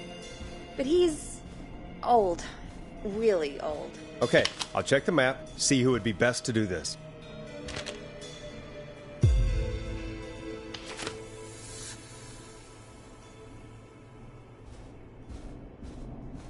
All right, Forrest, who should I call? Who can help Murphy? Call Catherine. All right, give me a second.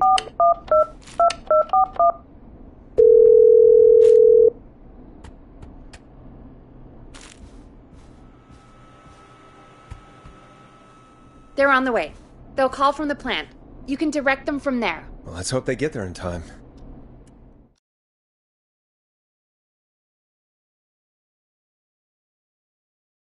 Coming in. It's Catherine. She and Murphy are now both on the line.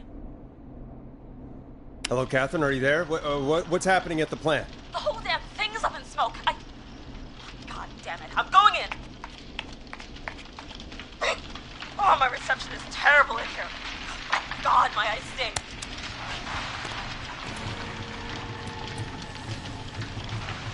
Go to recycling. Recycling. Got it. Come on, Catherine.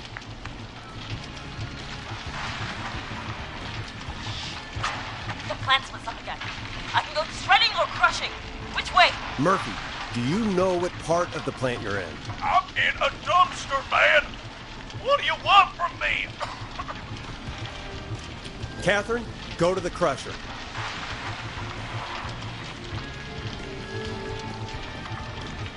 Okay, it's super loud. We're almost out of time. There are 3 dumpsters here, one for Gallows Creek Council, Henderson Disposal, and Quiet Ridge Municipal. Open the Henderson container.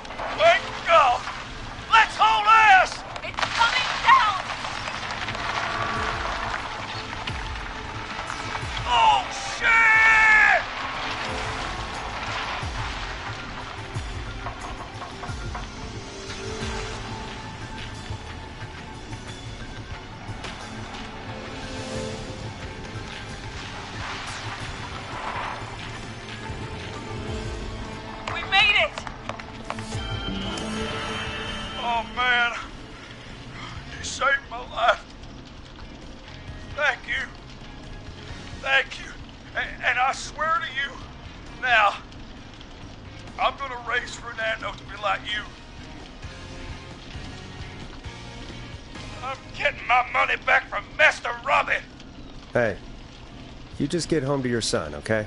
Will do, Forrest. Well, folks, Gallows Creek has 2 folk heroes tonight, Murphy and Catherine. I'm sure their deeds won't soon be forgotten. Great job, Forrest. No time to celebrate, though. We got a caller. You know what to do. All right, folks. Another of our good citizens is on the line. Let's see what they have to say. Welcome to 189.16, The Scream, with me, your host, Forrest Nash. Forrest, Teddy Gallows Jr. here. I just want to say that my thoughts and prayers are with my Gallows Creek neighbors during this awful time. Oh, it's mayoral candidate and scion of the town founders, Mr. Gallows. Are you in danger? We need to be a town of law and order. We need cops who have the tools and funding they need to keep us safe. Okay, Teddy.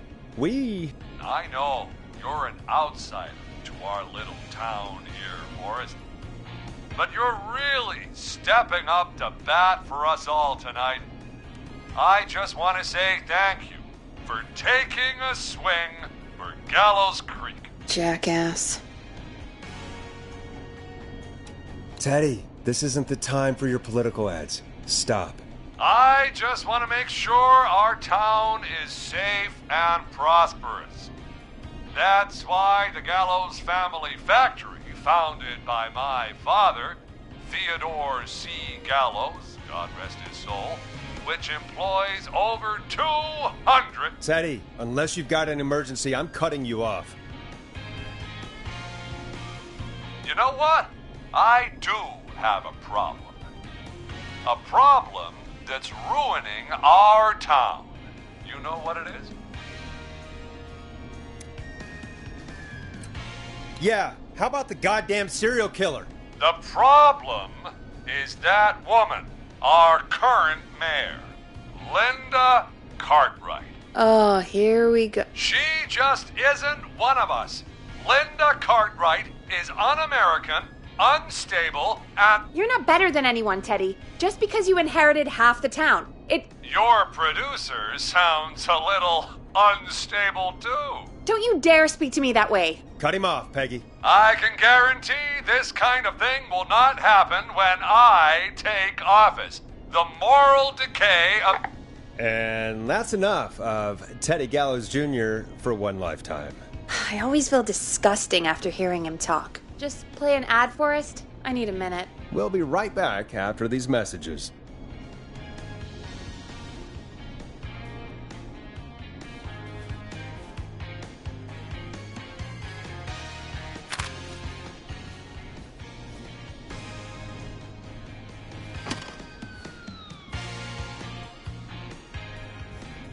Time to play a commercial.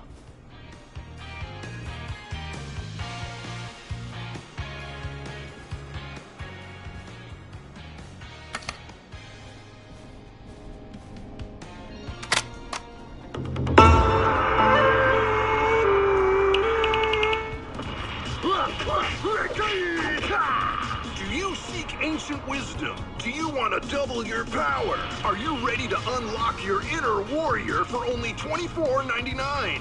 Then step into Master Robbie's deadly dojo of Kung Ra-Te and receive direct by video warrior instruction from me, Master Robbie. You will learn the 4 qualities of an ultimate conqueror.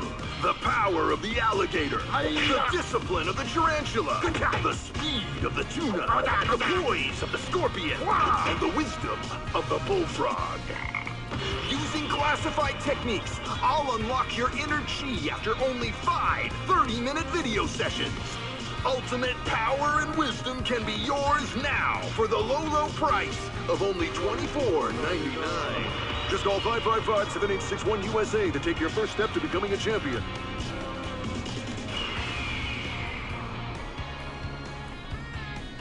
Never forget the element of surprise! If you buy today, you'll receive 2 additional VHS tapes. The Tornado Technique and Karate Lovemaking. Call today! Caller on line 1. Hello, caller. You're live on the Scream with me, Forrest Nash.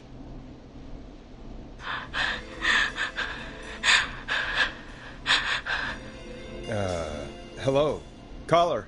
Who is this? I need the police. I'm Forrest Nash. I'm standing in for 911 tonight. What's wrong? There's a guy hunting me and my friends. I think he's killed some of them already. That's him. He's just outside. I can see him from up here. God damn it. She's just a kid.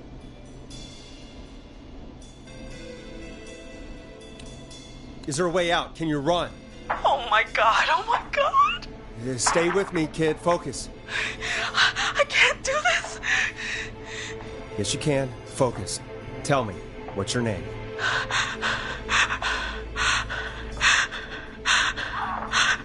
Sweetie, you can do it. What's your name? Carrie. Good. Carrie, listen to me. We're gonna get you out of there, all right? Now, where are you? the old murder house. Upstairs. I'm at the end of a hall. There's a bathroom, a couple bedrooms, a closet. Oh, he's coming. Where should I go? Go to the bathroom. Okay, I'll...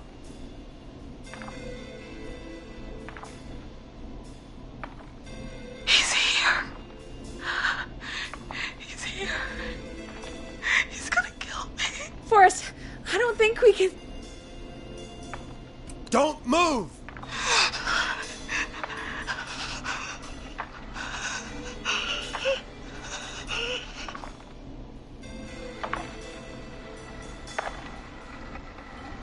Oh no! Oh no! Ah! Oh no!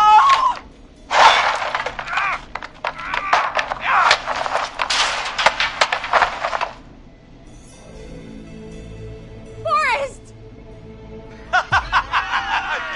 You should have seen your face! What? What? What? Are you kidding me? Okay, what the hell is going on here?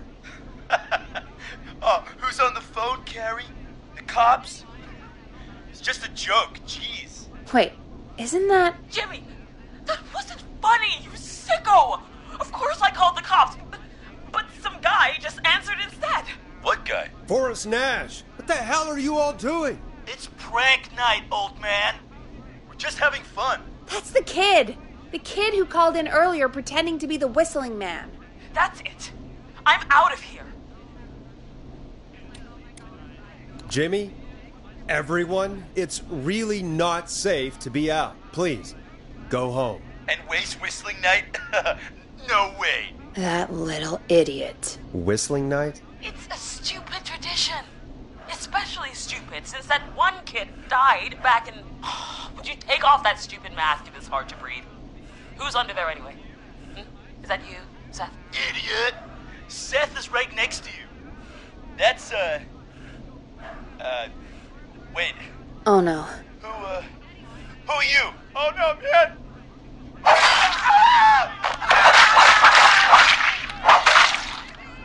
Everyone, get inside! Everyone, run! You two, barricade the door. Scott, Heather, you barricade the back. As long as he's out there and we're in here, we're safe, right? You bought time, but not much. Forrest, we have to... Heather, I already called the cops. Forrest picked up. He's the best we're gonna get. Who is with you, Carrie? My friend, we drove out to the old murder house and... Of course! The van! Who's got the keys? Jimmy had them. Jimmy. Oh.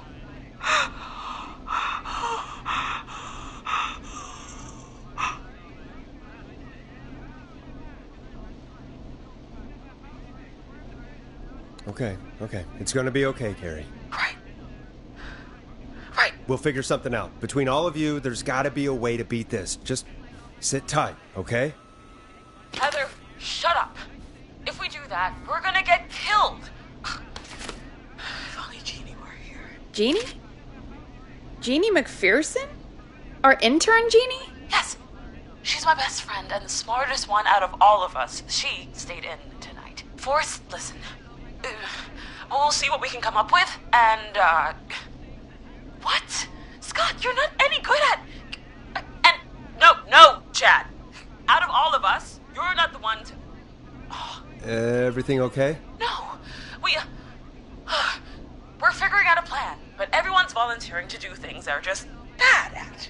I think we can figure out what to do, but I don't think we can agree on who should do what. I think you'll have to be the tiebreaker, or else these idiots are gonna get us killed. But Shut up, you... Forrest, I'll call you back. But I don't know anything about your friends. These damn kids never learn. Friendship quiz. This might work. They're just dumb kids.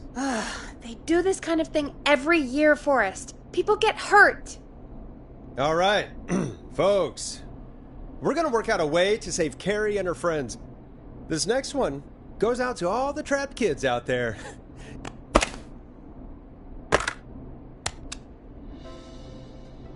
Hope you enjoy this one as much as I do. Peggy, you mentioned something about their friend working here? An intern? Yeah, Jeannie. Seems a nice enough girl, but a bit head in the clouds, you know? Not sure why we took on an intern. We really didn't have the office space for one. Poor thing got tucked away in a dark corner somewhere downstairs, I heard. All right, I'll go see if I can find her desk. Hopefully she has something we can use. Hey, you find anything that'll help us out? Yeah, I found a friendship quiz with all these kids on it. Peggy said her desk is downstairs. If you think that'll help, then good enough. Carrie's on line 1. Whenever you're ready. Okay, Forrest, shut the music off. This is Forrest Nash, back again with an unlucky caller on this unlucky night. Carrie, are you there? Yes, we've got a plan, but we can't agree on who should do what. You want me to be the tiebreaker? Exactly. I'm ready. What's the first step? Okay, first things first. We'll need a spotter. Someone who can keep an eye on the killer. We'll need someone on the roof. It's gonna be a hard climb. We're deciding between Heather, Kyle, and Hot David. Heather's got this. Yes, Heather, he picked you. Now please, stop talking about all your cheerleading trophies. Part 2. The Whistling Man padlocked the gate back to the road. Before we drive out of here, we need someone to pick the lock. Seth, Jennifer, and Scott all want to do it. Jennifer. Jesus, Jennifer, you carry a bump key? Why didn't you say so earlier? Anyway, that brings us to part 3. Getting the van keys. I'll volunteer for this. I don't know Jimmy as well as you guys, so it'll probably be easier that way. Then is part 4.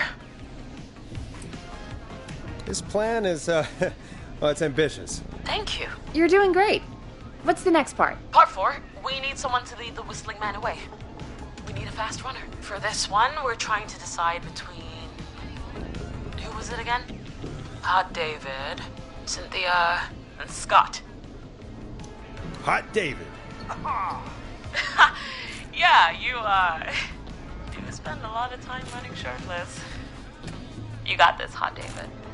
Sweet. Okay, let's recap. We get the eyes on the roof. A runner distracts the killer while we grab the van keys and pick the lock on the gate. Now the tricky part. The gate. Ooh, what's the plan there? Well, we can't all outrun the Whistling Man. But he thinks we're just a bunch of stupid teens. So, let's use that against him. Part 5. We trick the killer into a trap. Someone can pretend to be injured.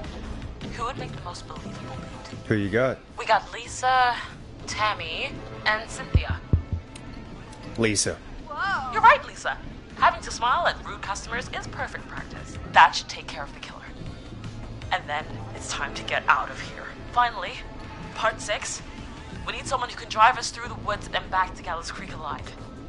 Who's our getaway driver? Should it be... Who have we got? Chad, Scott, Cynthia, whatever. Forrest, you know what to do. Chad. Oh, perfect. Your go-karting experience will be great, Chad. Thanks, Forrest. We'll just take a few seconds for ourselves, and it's go time. Sounds good. Talk to you in a sec. Good luck, Carrie. That actually sounded like a pretty good plan.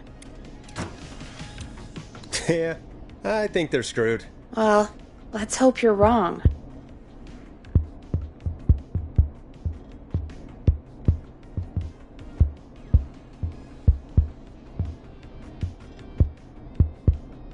Oh, the kids are back already.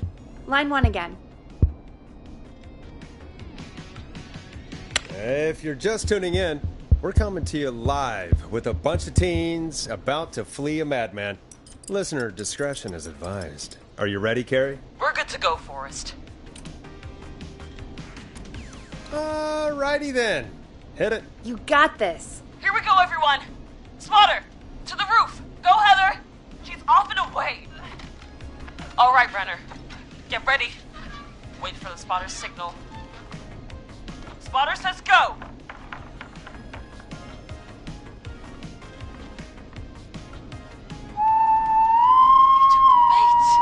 Lockpicker, go! I'll get the keys off Jimmy.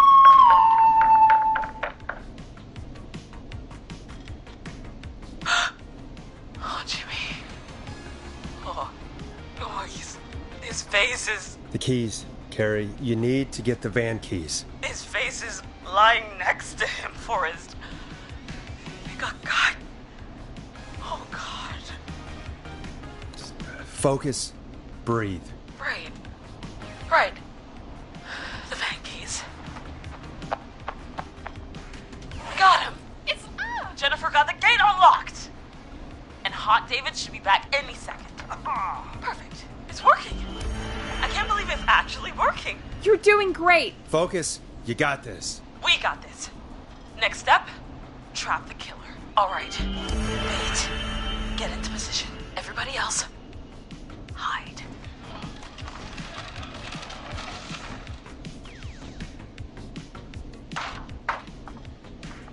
Okay, performer. Now, act like your life depends on it. There he is. He's buying it. Oh. Now! Push the bookshelf over!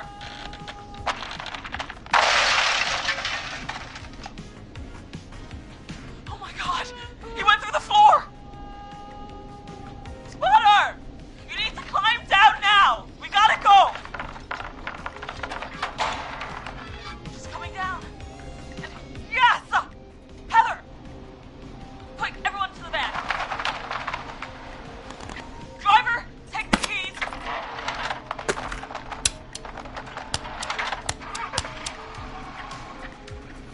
The damn gate swung shut.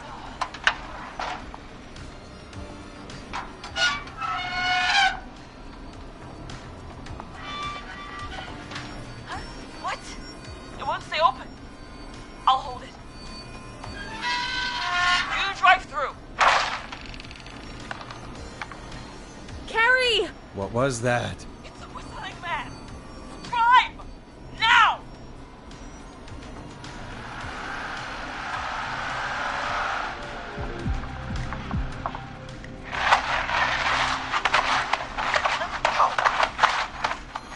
Let me go! Go! Just drive! Oh my God. Please, no! No!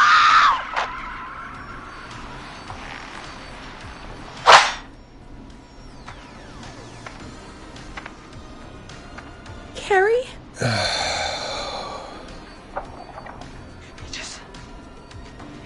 He just stared at me. Carrie! Carrie? Just stared at me. And walked into the room.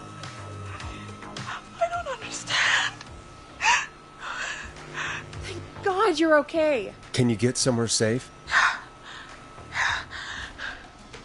I can make it home. Thank you both for helping. If you hadn't, It was your plan, Carrie, and it was a great plan.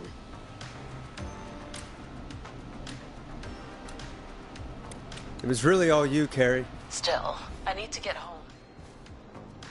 Breathe, Carrie. You're okay now. I'll call you when I'm somewhere safe. Talk to you then.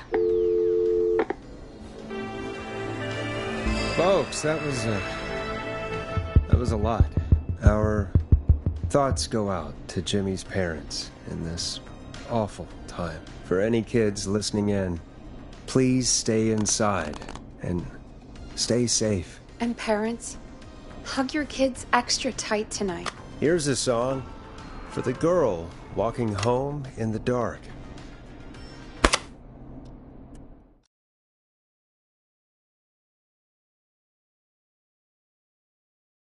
We had a call come in.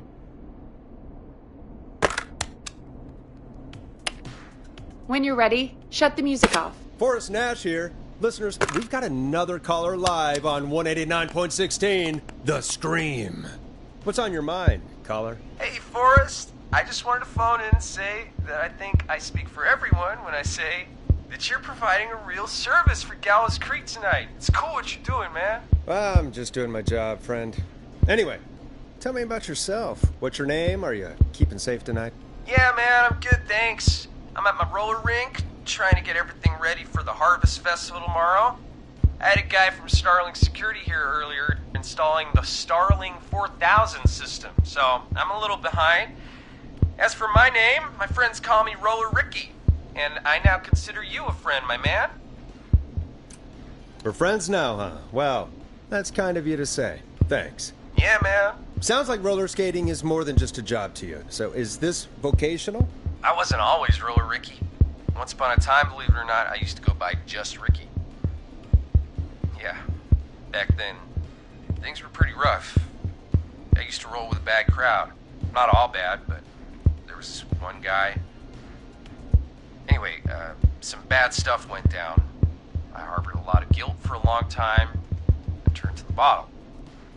I didn't really talk about it or even know how to talk about it. It's just how it was. That bottle took the best years of my life. Or so I thought. It's never too late, Roller Ricky. How did you turn things around? I joined a support group.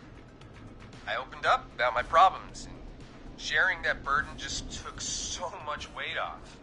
It's a long story from there, but I found roller disco. I learned how to have fun again, cutting loose and making shapes. Now whenever I get down, I get down. I'm finally free from it all, man. It's important just to talk to somebody. That's the first step. Ain't that right, Max? Aw, hello, Max. Welcome to the show, Max. Max is my emotional support dog. He's a rescue dog, but I always say he's the one that rescued me. He's the best dog a guy could ask for. Of course, the first thing I did was teach him how to skate. He's better than me now, a real pro. Max can skate? Yeah, man! At first they said it couldn't be done, and then they said it shouldn't be done. But Maxie loves the rink, man! Is that another train, Maxie? Maxie loves trains, man. He's even got that special how to greet them. It sounds like you two make a great pair. Maxie appreciates all the positivity you're throwing out, my man. You know, I'm actually hosting free skating lessons tomorrow at the festival. I think it's a great opportunity to give back to the community. Man, all this talk of skating's got me itching for a boogie. Before I switch my radio off for the night, could I request a song for us? Something I can groove to, you know, something funky. It'll be me and Maxie's final boogie breakdown tonight. Then I think we'll take it down a level. I can do that. Thanks again for calling. You and Max, be safe now, okay? Bye, Maxie. You got it, man. Peace. Well, folks, this next one goes out to Roller Ricky and Max. Enjoy.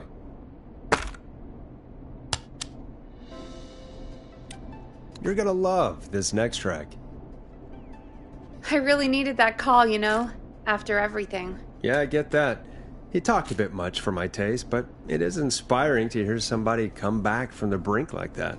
Yeah, that's what I meant. You were thinking about Max on skates, weren't you? Well, would you look at that? Another caller on the line. What are the odds? Better take it. Welcome back to 189.16, The Scream. This is Forrest Nash. How are you tonight, caller? I'm doing okay. I made it home safe. Gary! Hey, I just wanted to thank you for doing what you could earlier. You know, even though we lost Jimmy, and I don't know. Hey, it's okay. You were so brave earlier. You're safe now. I wanted to ask you why he didn't... Why am I... Why what, Carrie? Why did he spare me? After what he did, why let me go?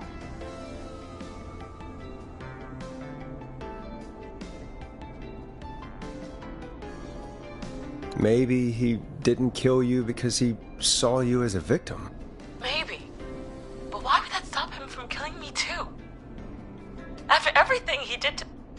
These stupid hazing nights have to stop. Carrie, you did so well tonight. Stay safe and rest. Help is coming to Gallows Creek. We just need to hold on. Thanks, Peggy. Hey, Forrest? Could I request a song? Of course, Carrie. What song? Any song by Blast Processor. And thank you. This next one goes out to Carrie.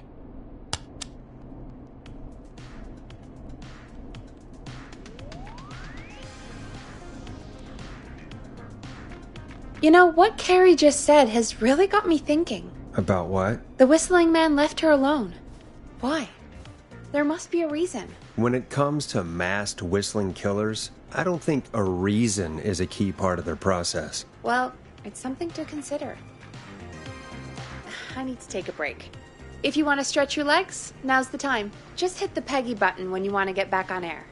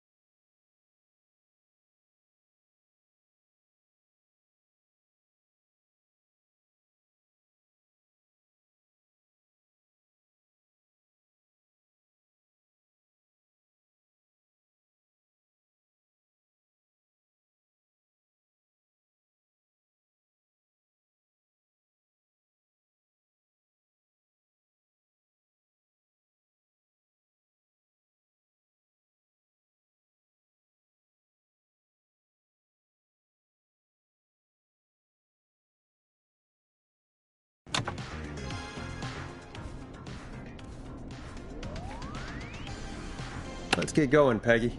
Alrighty, we could run another segment or... Scratch that, Forrest. We have a caller. You're through to 189.16, The Scream. What's your emergency? Hello again, Forrest. Oh, that call with the teens was awful, those poor kids. Still, I'm glad the girls didn't get hurt. Thanks for your concern. Are you in trouble? What's on your mind? I wanted to ask you again to play my song, Forrest. You said you were going to play it, but you didn't. Your name was Dawn, right? What, Peggy? Yes. Oh, well remembered. My name is Dawn, and I wanted to ask you again to play my tune, Forrest. Long Ride Home? You know, the one that Peggy said she threw outside the window? I'll play a track for you, Don, but maybe pick another one. We don't exactly have that one in rotation right now. No, Forrest. You do have it. It's just outside the window. There's a serial killer on the loose. I can't just go outside hunting for a record. I'm really sorry, Dawn, but we just can't get it right now. But wasn't the Whistling Man just at the old murder house? That's miles from the station. It won't take you a second to grab it.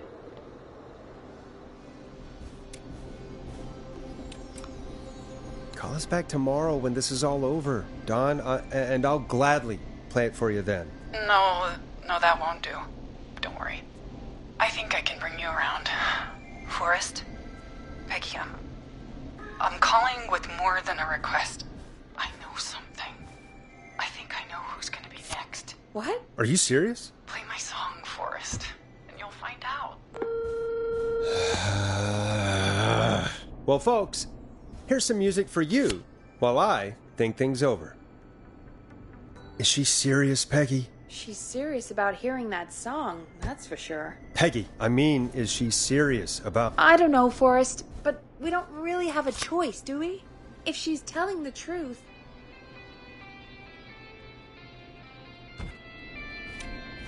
All right, I'll do it. You're a good man, Forrest. I'll slide you the key to the fire door. Wait. Our fire door has to be unlocked? Yeah, you know, I never thought about it, but yeah. We should talk to Reggie about that later. Anyway, I'll hold the fort down while you're out. Maybe I'll even get a caller. That could be exciting. 189.16, The Scream. With me, Peggy.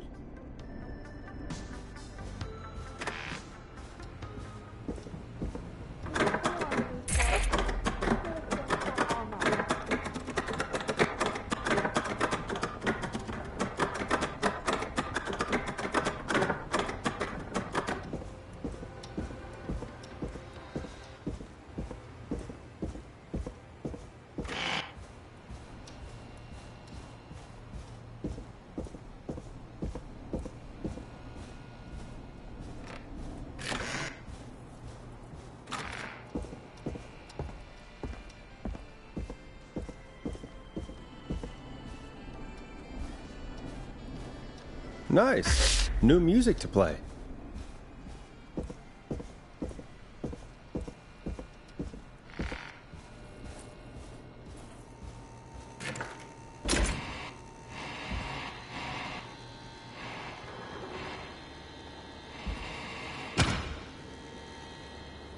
You know, I hope she'll be happy when I'm brutally murdered by the Whistling Man. Out here, in the open, alone. Here it is. Long Ride Home.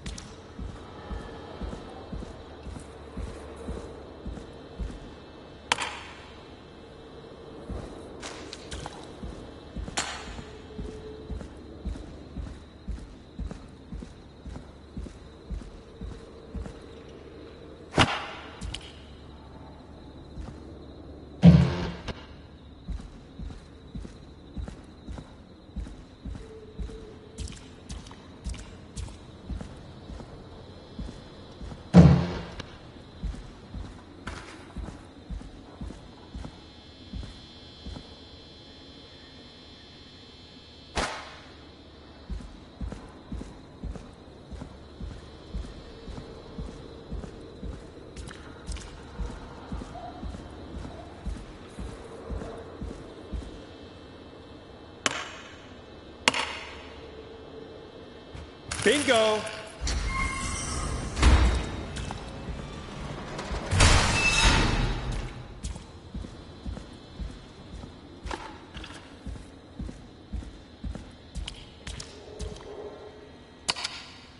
I could probably survive that fall.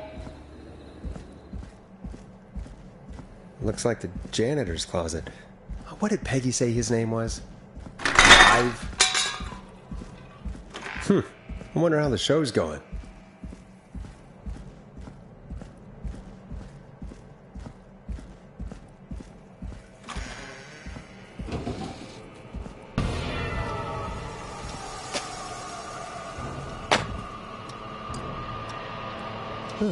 There's a key.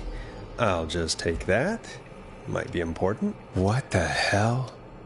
Peggy is not going to believe this.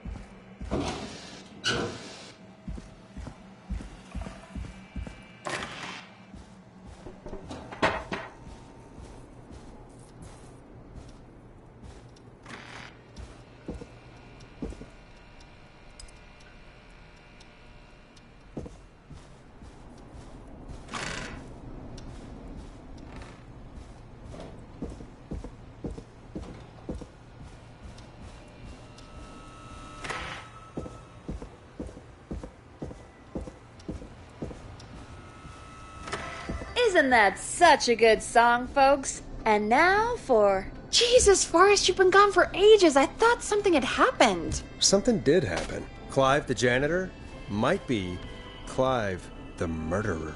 What? I'll start from the beginning. The fire door locked behind me.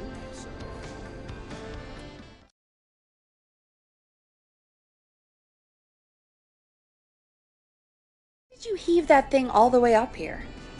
Because the basement's creepy as hell and I don't like standing around down there. Fair. Alright, let's run through this again. We have a creepy board you found in a creepy basement made by our creepy janitor who you think is the creepy whistling man. Yep. And on the creepy board are the names Chuck Brody, Kim Walker, Rebecca Allen, and Aunt Williams. Correct. And you think one of these people will be the whistling man's, Clive's, next target. That's right. And we've got to find them. You said there are 4 locations listed there too?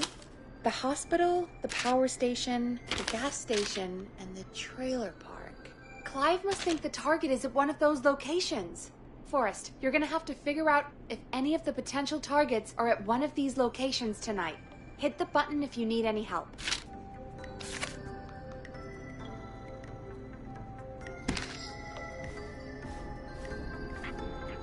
How's it going? I'm ready, Peggy. Are you sure? We've only got one shot at this. I'm sure. Let's do this. Okay, name first. Who do you think the target is? Chuck Brody. And where will I find them? The gas station. Okay, I'm dialing. One moment.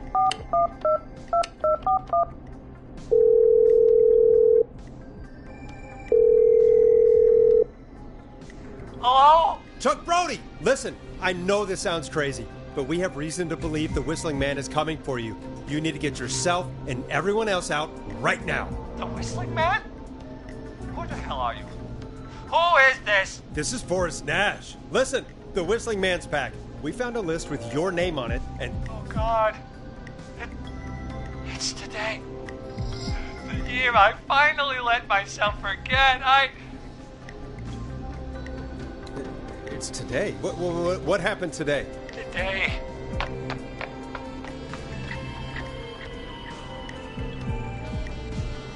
I think he ran off. Well, fingers crossed that Chuck... Jeez! It sounds like something blew up! He's using bombs now? Is Chuck? I don't know. Hang on, we're getting a call. Hello? Chuck? Chuck! Forrest! The whole goddamn gas station's gone up. Is anyone hurt? I don't think so. I got everyone to follow me out. The town's only ambulance was blown to hell, though. Yeah, damn it, that fireball threw me. I've got to get to the hospital. I'm not feeling great. Forrest, man, I can't thank you enough, but... damn, I gotta go. Wait, Damn it. We lost him. What was that about today? Oh, Forrest, the call board is lighting up. Get us into some music while I deal with this.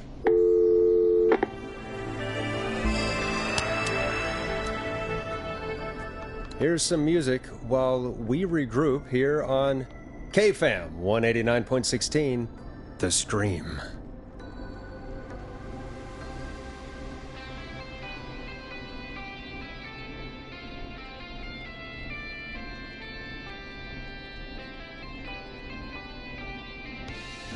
There's gotta be more in the basement to show us who Clive is targeting. And if that's the case, we can get ahead of him.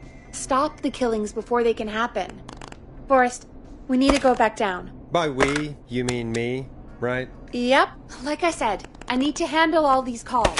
Maybe start with that creepy mannequin room you mentioned before. I still have a lot of questions about those, by the way. Me too.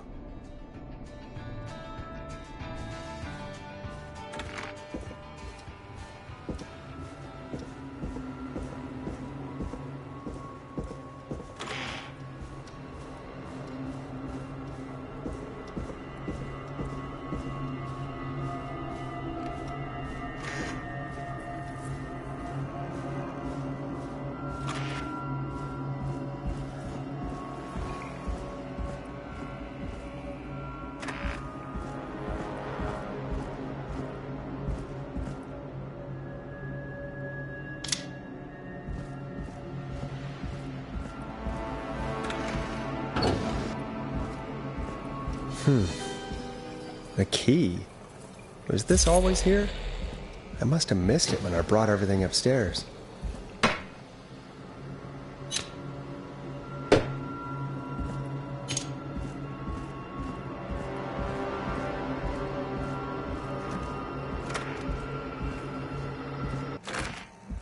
Hey, Forrest! Peggy, give me some warning before yelling down the intercom? Sorry. Buzz the intercom when you find something and want to discuss it. Peggy, I've found a tape and a map down here. Map of what? Looks like it might be to somewhere in this storage area. Weird. Well, maybe the tape will give us more information.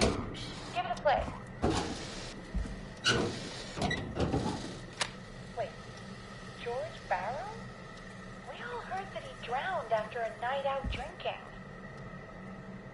Was it actually Clive? Has Clive really been the whistling man for that long? He says I need to follow the maps and find the tapes. I guess that's what this map is about. I think we need to see what else is hidden down here. Be careful, Forrest. Keep looking. Buzz the intercom when you found something. Time of autopsy is 7 a.m. Small lacerations to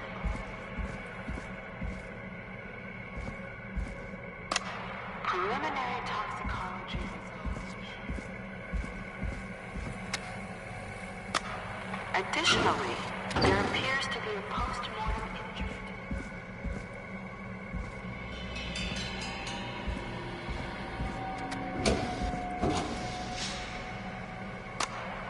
It is the coroner's opinion that the subject resulting in falling from a height into a body of water. What the...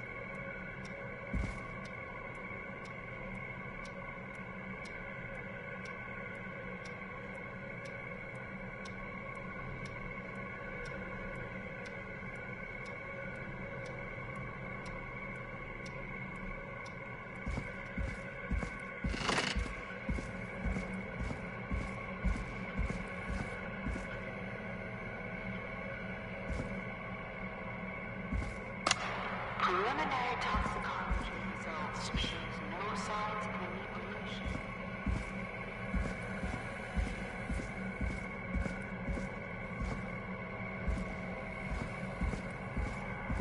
Employer made it clear that my family would pay a high price if I ever spoke out. So, hopefully I've said enough for you. Ooh, a new vinyl for my collection. What the hell?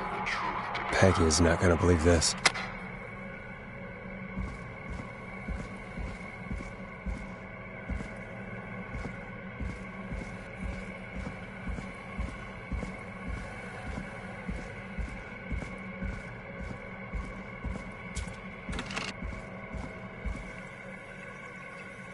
What have you found, Forrest?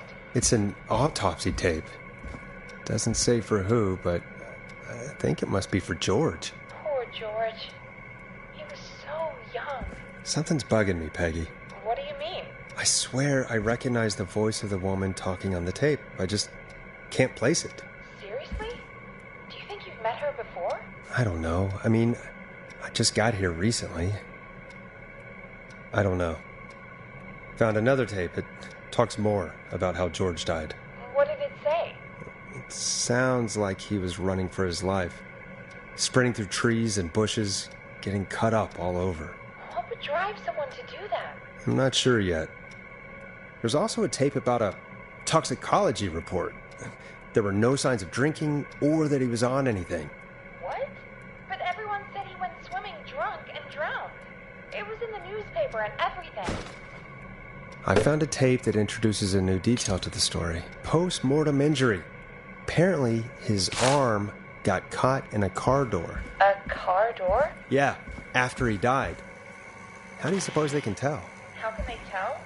I'm a radio producer, not a coroner. In another tape, the coroner comes to the same conclusion as I did. George was running from something. Maybe an animal?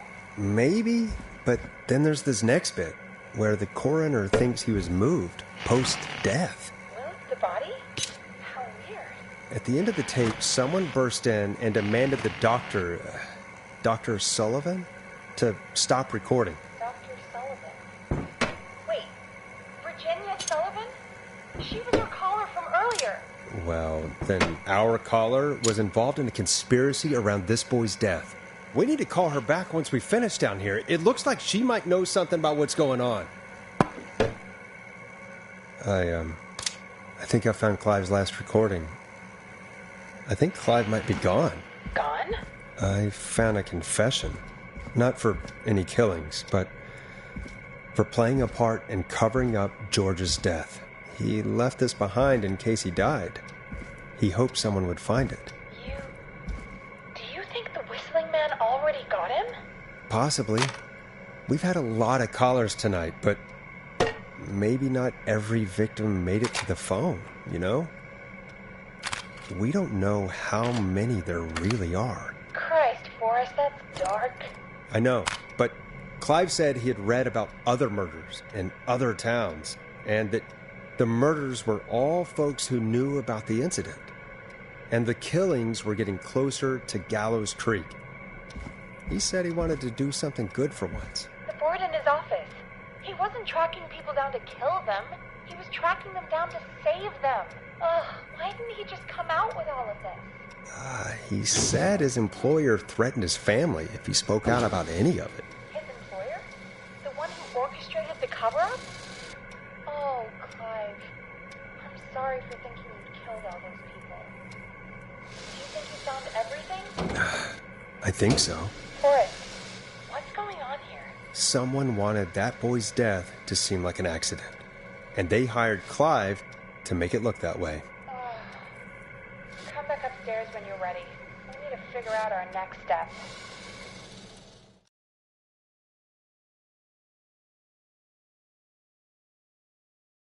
God, you're back, Forrest. I've been running out of stuff to pad our airtime with. Peggy, you work in radio. Forrest, I'm stressed. I mean, really, how are we supposed to keep a show going with all this happening? George Barrow, 1968. Beats me. That but we gotta do it and we're going to. You're right. So, what's the plan now? I think we should call Virginia back. All right, I'll get her on the line. Hello again, Gallows Creek. This is Forrest Nash. We're circling closer to the truth behind tonight's events. To this end, we're calling back one of our earlier callers, Virginia Sullivan.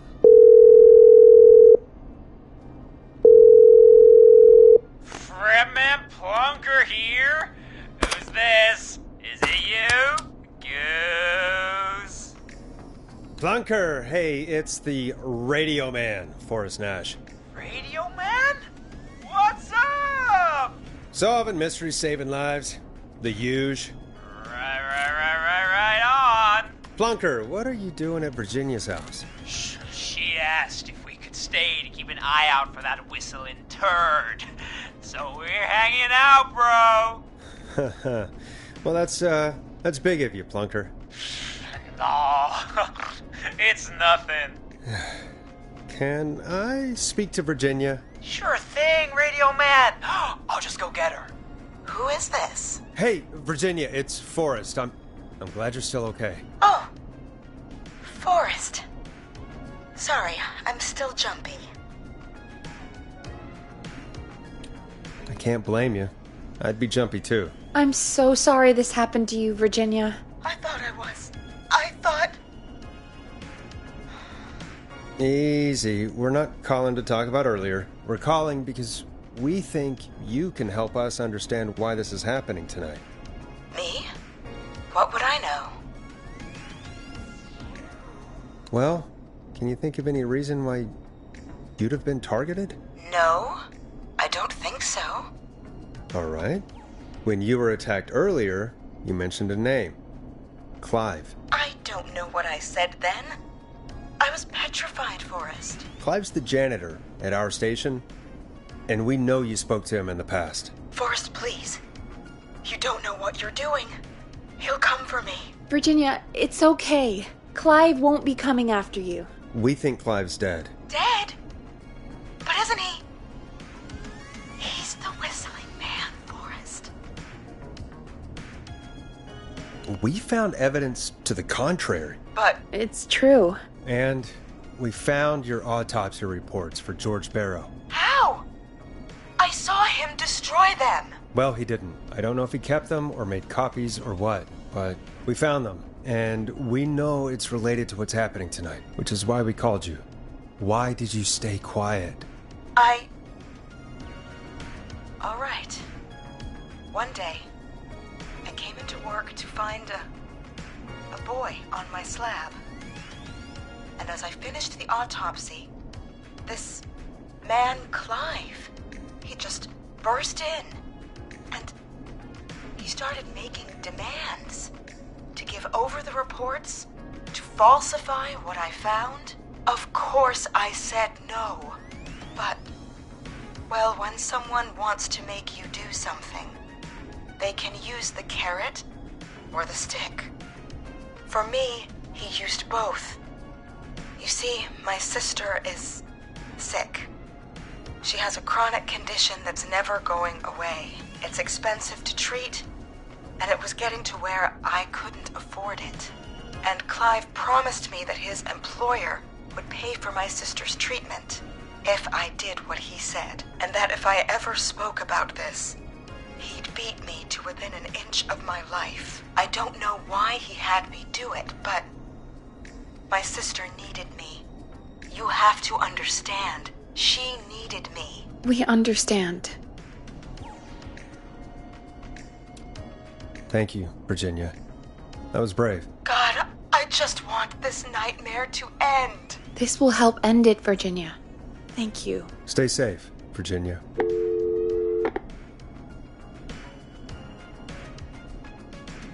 So, Virginia is tied up in all of this. Clive threatened her to keep quiet about George's death. But for who? Why cover up these details? We could try Sandra. What would Sandra know? I don't know, but we have to start somewhere. Anyway, just be careful when you're talking to her. Don't push too hard. We don't want her to hang up. I'll be careful, All right, calling her now. Hopefully she's at her jazz studio. Aha! Forrest, you're through. Hello, this is Sandra at Jazz Pizzazz Jazz Studio. Who is this? Hello again, Sandra! It's Forrest Nash of 189.16, The Scream. And you're live on air. Oh, I always thought folks called into a radio show, not the other way around. How jazzy. What can I do for you? Well, we're trying to understand what's behind the attacks tonight. We had a few questions. Why, Forrest, of course. Heck, after the way you saved my life, I'd say yes to just about anything you asked. Really? Well, that sounds nice. I might just call you back tomorrow then, too. You got my number. But what about tonight? Is there anything you want to talk about right now? Remember why we called, Forrest? Of course. Do you know why the Whistling Man might have targeted you? Ha! As far as I can tell, he was just a knife-wielding psycho with superhuman cardio. He'd have chased after anybody. Right. Well, we think he might be chasing specific people. People who know about the death of a boy named George. Oh, I don't know anything about that. Sorry. Damn it, Sandra, don't play games. I don't know anything. Oh, look at the time. It sure is late. I have to go. I'll drive home now, or just drive. Sorry. Well? I might have gone a bit hard on her. A bit? All right. Let's just move on. Well, folks, if anyone out there has any thoughts on what's going on tonight, please call in. That's good timing. We've got a call waiting just this second. Welcome to 189.16, The Scream, with me, your host, Forrest Nash. Hi, Forrest. I know this is really out of the blue with everything happening tonight. But I wondered if you could send this special birthday message to my uncle. George Barrow, 1968. You want to do that now? Really? Why? Of course now. It's his birthday. I won't have a chance to do it again until next year. May as well, Forrest. Fine. What's his name? Thank you, Forrest. He's my Uncle Ronnie. His first name's Peter, but he never liked 1968. But since he always had salt and pepper hair, Follow the maps. Find the tapes. folks always called him Pepper. Thanks for the history lesson. Is there anything besides happy birthday you would like to say to Mr. Pepper? Oh, my God damn it! Yes! Tell him he can get the best birthday deals and party packages here at Putney's Pizza. Starting at just... You son of a bitch! Stop calling us! God damn it, Peggy. This is your fault. My fault? I said I didn't want to do it. Don't blame me because Brian Ponte can't control himself. Don't worry. We've already got another caller on the line. Just pick it up, okay?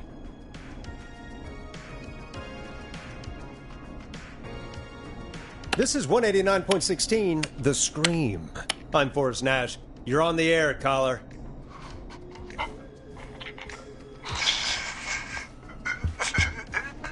Caller.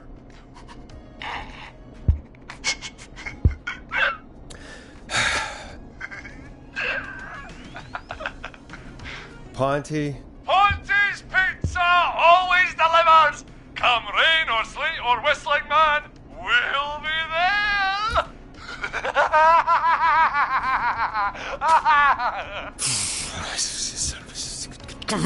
Forrest? Forrest? Are you okay? Forrest? I hope the Whistling Man gets in with his own pizza slicer. Jesus, Forrest? Sorry. That was too much. It's okay.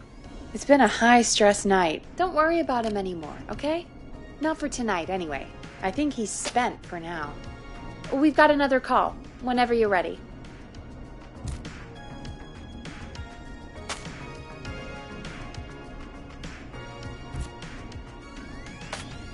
We have a call waiting.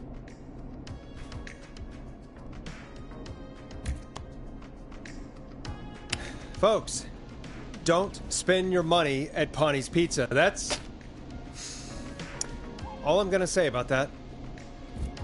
Moving along, I'd like to welcome another caller to 189.16 The Scream. With me, Forrest Nash. Who may I say is calling? Well, hello again, Forrest. Dawn. Dawn? We played your song, Long Ride Home. Did you hear it? Can you tell us? Never mind that now. First, I'm calling because I need your help. Dawn, we had a deal. Kept my end. Who is the next target? Oh, it's too late for that now. I'll be the judge of that. Oh, fine. Chuck Brody was the next target, but that ship sailed. We saved him, but only just. You should have told us. I'm sorry, I probably should have. I'm sorry. You said you needed help? I sure do. Do you mean Yes, he's after me now. you? I think so. He must have heard me on the radio helping you.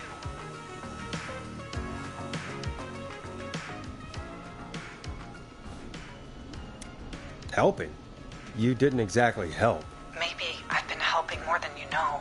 I was out following a lead, trying to work out who would be next, after Chuck. And what happened? And I started to feel like I was being followed. I came back to my apartment building, but this newfangled security system has me locked out. I need you to help me get inside.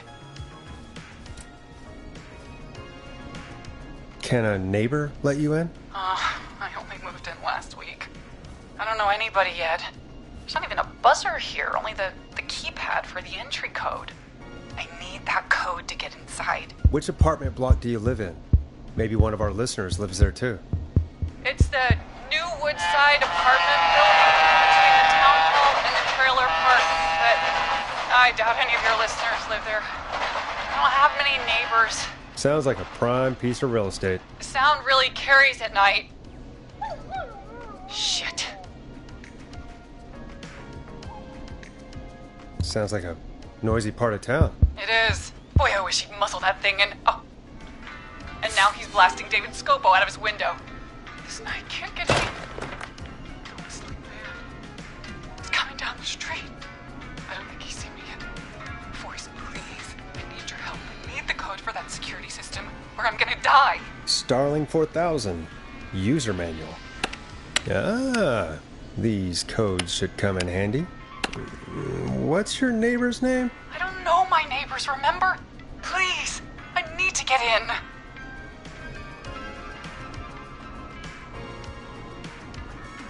What's the name of the security system? There's a sticker on the box. It says Starling Security 4000. There's a keypad, and it looks like it wants a 6-digit number. Starling Security 4000, huh? That's right. Very newly installed. I need the key code before the whistling man gets me. Yeah, of course. Don't worry, Don. Thank you, Forrest. I knew I could count on you. I'll sit out of sight. Call me back soon. All right, folks. Here's a little tune for you all to enjoy while I try to break Dawn into her apartment. You were pretty quiet there, Peggy. Forrest, was it just me, or was there something... Yeah, it wasn't just you. Something was weird about that. Yeah. Well, tell you what. We have a Starling 4000, or whatever, here at KFAM.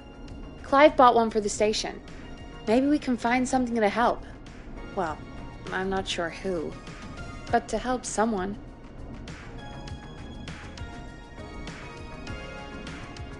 Okay, so she's locked out of the Woodside Apartments, and somewhere, Clive probably has the papers for the Starling 4000.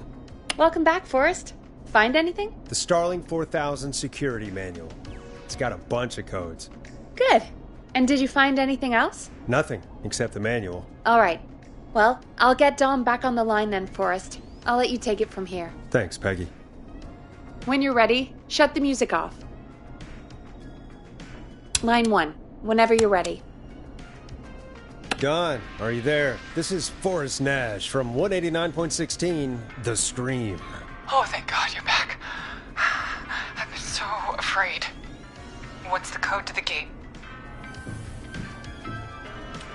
The code is 191519. Thank you, Forrest.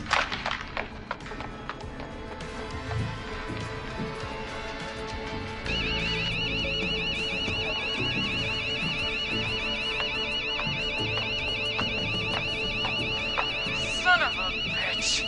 Ah!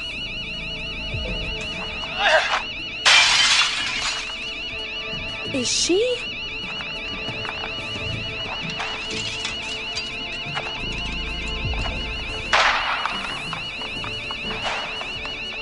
Yeah, stay out! Nobody disrespects the sanctity of the ring. Don't ever come back here again. I'm calling the cops. Thank God. Hello? Is someone there? Ricky, get back inside and turn on the radio. Whoever that was, she was trying to break into the ring. She? Forrest, man, you got no idea. That was him. That was the Whistling Man. The alarm gave me just enough time to get my rifle. I don't like hurting folk, but I can't let anything happen to Maxie. He's my best friend, you know? Listen, man, I'm heading back inside. Gonna barricade that window. My man, thank you. You and Peggy can skate for free whenever you want, forever. That's a done deal. Thanks, Ricky. Can't wait. You got it. Talk to you soon. Okay, Gallows Creek, here's some music while we process what just happened. So, the Whistling Man is a woman? I had my suspicions. Yeah, sure, Forrest. You just never mentioned it. She called up. You spoke to her multiple times.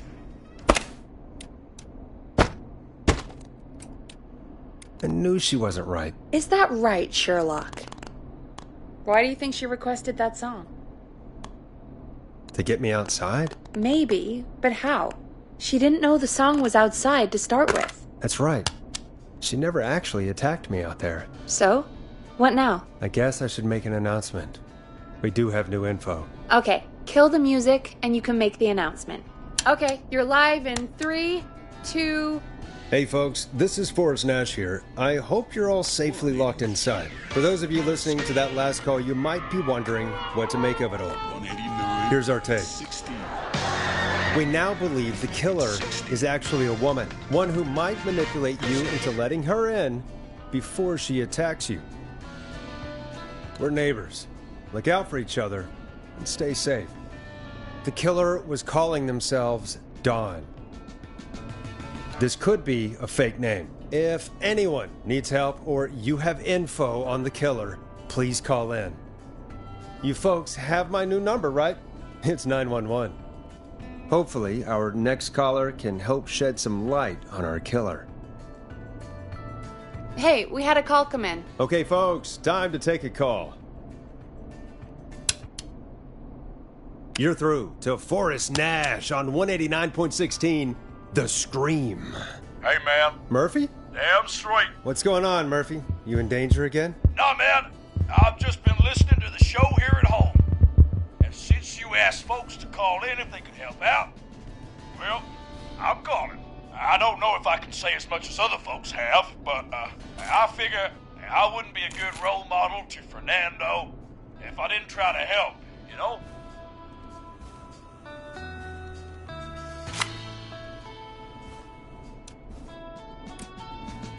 You're a good father, Murphy. Absolutely. Fernando's a lucky kid. Oh, thanks.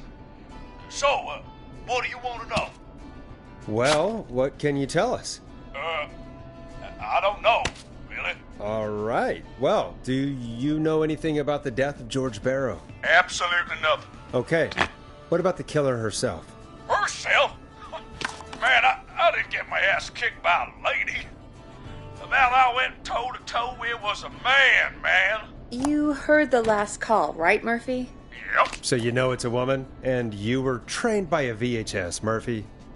I know, but... Man, how could it have been a woman under that mask? Let's just move on. Do you know anything about the history of the Whistling Man? No, sir. Tonight's the first time I ever heard of him. What? I moved here 3 years ago, man. What do you want from me?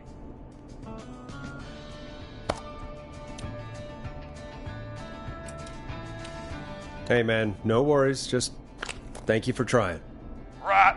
Sorry I couldn't help y'all more, man. Now, if you'd have asked me about gators... Forrest, we have a call coming in. Sorry, Murphy. I think that's all we've got time for right now. All right. I'll catch y'all with the gator talk later. Night. Well, folks, that was a bust. But perhaps our next caller has more they can tell us. Let's find out.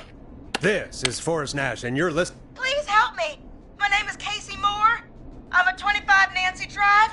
My best friend's been stabbed. He's bleeding everywhere. I don't know what to do. Please help me. Somebody's been stabbed? Can you tell me what happened?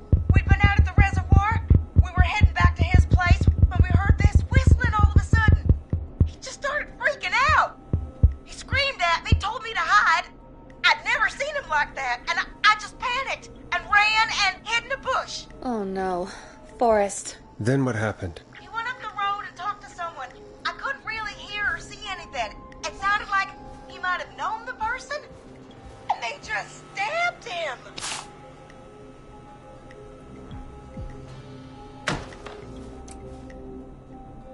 Casey, was his attacker the whistling man? The who?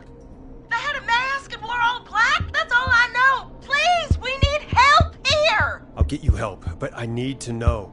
Where did the masked person go? They left. They left him to bleed out. I waited until they were gone, then dragged him into the garage and called 911. Wait, why didn't she make sure he was dead? I don't know. I think I heard them say something like, "It's not so funny now, is it?" before they left, but please, he needs to get to the hospital. I can't drive, so we need an ambulance. Forrest, the ambulance was destroyed in the explosion at the gas station. You should get all the info you can. What's your friend's name, Casey? It's Jason Parker. Can you tell us where Jason was stabbed? They stabbed him in the stomach, and then stabbed him again in his leg when he was on the ground, and the knife is still there in his leg. We'll be right back. Peggy, patch us through to the hospital. On it. Phoning St. Gabriel's now. Switch to line 2.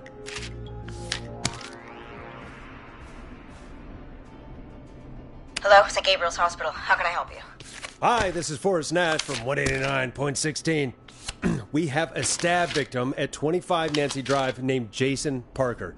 He's been stabbed in the stomach and the leg. He's bleeding heavily. Oh, God, I'm sorry. But the ambulance is, well, you know. I know, but please, we need something, or he's going to die. Forrest, listen, you're going to have to get him here. We need to see him, and we can't get there ourselves right now. We don't have any way to drive him right now. And even if we did, he's bleeding out fast. All right, listen. We need to buy him time to get here. That means stopping the blood first, and then finding someone to stabilize him. To stabilize him, you really need someone with first aid training. Do either of you have any? No. Me neither. Damn it. I'm really sorry about this, but I have other patients who can't wait. All I can do is talk you through the procedure as quick as I can, and then leave the rest to you. You think you can handle that? Hit me. I'm sure we can handle it. Okay, from the top. If he's bleeding out, then you need to get him comfortable and try to stem the bleeding. Lay him down. Apply continuous pressure directly to the affected areas. When the bleeding slows, get a clean cloth of some kind and hold it over the wounds. Get them comfortable. Apply pressure. Clean cloths when slowed. Got it. I think. You said he was stabbed, right? If the object he was stabbed with is still in him, don't take it out. It's stopping the worst of the bleeding right now. If anything, you should secure it so it stays where it is. I wouldn't have thought of that. It makes sense, though. God, that was a lot of info. But I think we can handle this. Glad you've got it so far, because there's more to go. I'm still with you, Doc. What else do we need to know? If he's lost a lot of blood, he may enter shock. If he does, act fast. If you applied a cloth and it's bleeding through, don't remove it. Just apply another on top of it. If it's safe, elevate his legs to get blood circulating to his vital organs. Try to keep him warm. Get him to rest and reassure him. We need the patient to stay calm. All right, don't replace bandages, elevate his legs, keep him warm and calm. This is a lot. I'm really sorry. That's as much as I can give you right now. Try to stop the bleeding. Find someone to get him stabilized and get him here as quick as you can. Good luck. All right, Forrest. Casey's still on line 1.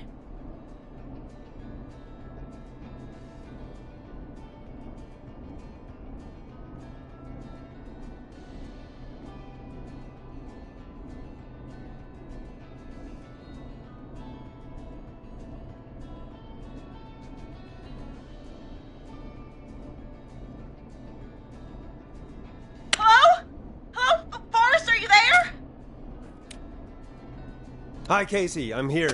How are you doing? I need help! I've been putting pressure on his stomach wound since you left, but he's still bleeding. I don't know what to do.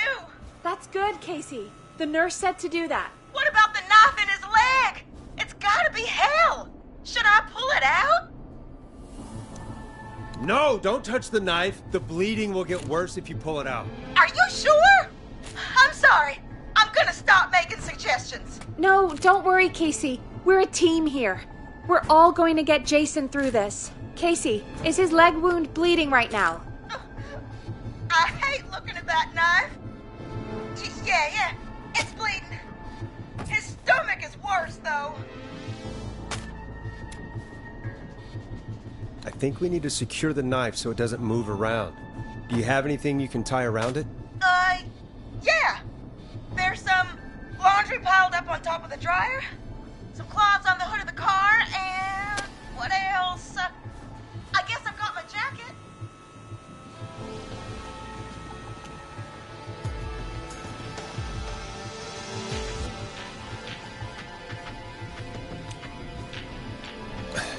Look in the laundry for something like a towel or a shirt.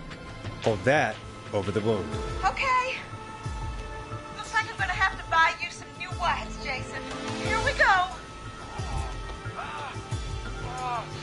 I'm sorry, Jason. It's secure. I'm putting pressure on his stomach again. I'm starting to think we might make it. Forrest, can I have a word? Casey, I'm gonna have a quick word with Peggy. Keep putting that pressure on and let us know when the bleeding is under control.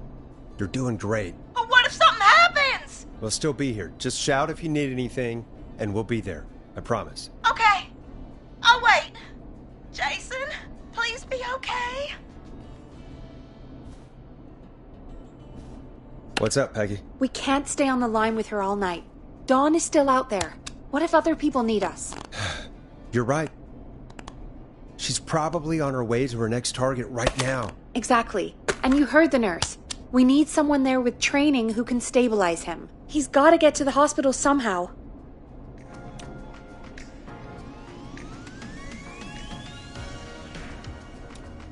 Could somebody nearby help them? Maybe drive them to the hospital? You know, that's exactly what I was wondering. Do you have anybody in mind? I might. A little before you started working here, KFAM did a mandatory first aid training course. Me and Karen missed it because we were away on a producer getaway. You skipped it, didn't you? Never mind. So, how does KFAM's first aid course help us? Casey said they're at 25 Nancy Drive, right? Yeah? Why? They put up a bunch of cheap houses around there about 10 years ago. So a bunch of people here at the station live around there. Do you think any of them could help Casey and Jason? Probably. But I don't know who lives there. And since I missed the training day, I don't know who knows first aid. Could you call them and ask? I don't know everybody's numbers. I've only ever called Karen. Everybody's personnel info is probably in Reggie's office. Got it. I'll look through their files in Reggie's office. It's a life or death situation. I'm sure they won't mind. Right. But there are a couple of problems with that. Go on. It's sensitive information, so Reggie probably locked it in his safe. Great. Do you have any idea what the combo for the safe could be? Not a clue. Reggie's a serial note taker, though. Maybe something in his office will give it away. Right.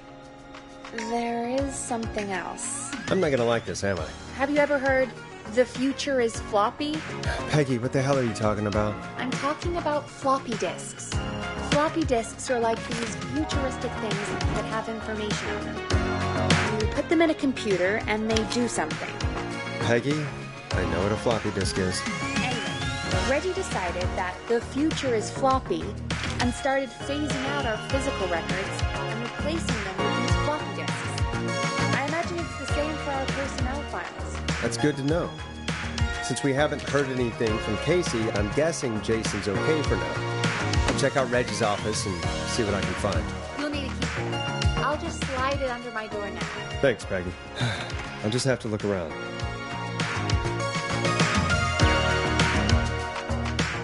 Good. I'll patch my mic down to the office so you'll hear me over the intercom.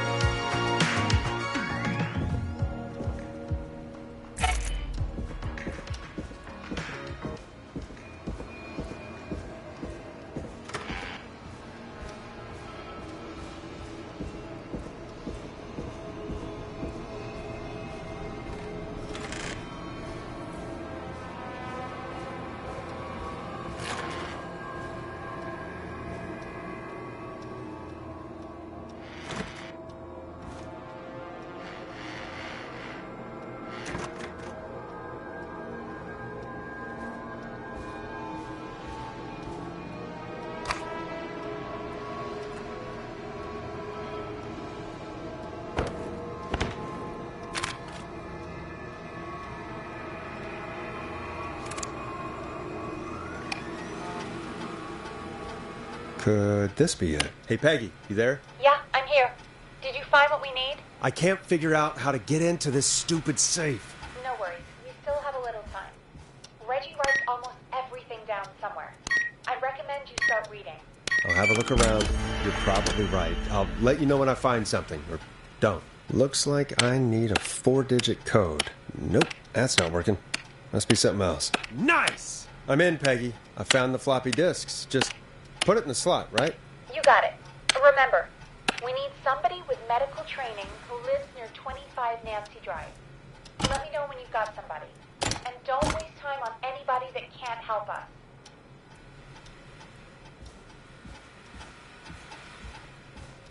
Hey, Peggy, you there? Yeah, I'm here.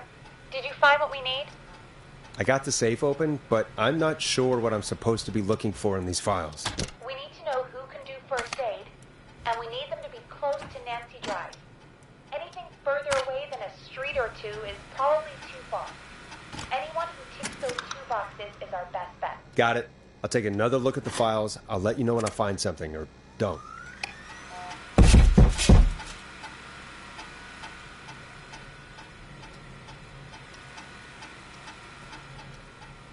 Hey, Peggy, you there? Yeah, I'm here. Did you find what we need? I think I know who our best bet is to help Casey and Jason. All right, good work. Who should I... Hello? Is anybody there? Please pick up. Casey, I'm here. What's wrong? Jason started going pale. I tried to get him to rest, but he just threw up everywhere. What's happening? What do I do? God, it sounds like he's going into shock. Casey, just stay calm. It's going to be okay. But the bleeding seemed to slow down. Did I mess up? Jason, I'm sorry. Casey, calm down. You've done everything right. I need you to listen to me, okay? For Jason. What did the nurse say to do about shock? Casey, I need you to elevate Jason's legs. We need to get the blood flowing to his vital organs. Got it. Jason, stay with me. I'm just gonna move you. This might hurt. Okay. I propped his legs up on some boxes. I'm looking at my notes. We need to get Jason as warm and comfortable as possible. Do you have anything you could use nearby, Casey? Yeah. I still have some laundry next to me. I'll wrap him in some blankets. Just give me a second. Sorry. Jason's bleeding through his bandages. Should I get him new ones? Or... Oh, God. Don't remove the bandage. Apply another one on top of it. Do you still have something you can use? I used the rest of the laundry to keep him warm, so... I'll use my jacket. I can always get a new one. I'll fix his bandage and get him warm. Hold on, please.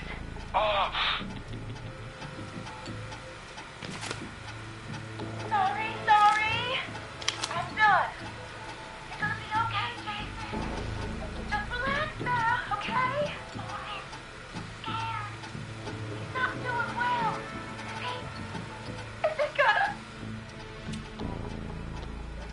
Casey, I need you to be strong for Jason. Sit with him and reassure him that everything's gonna be okay.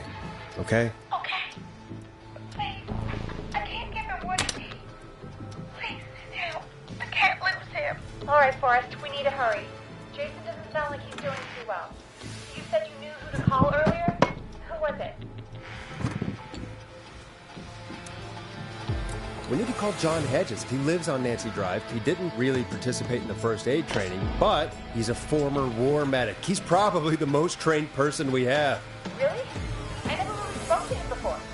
A war medic, huh? Yeah, and according to Reggie's notes, John keeps all of his old equipment at his house. He's something of a hoarder. All right. What's his number? 542-0735.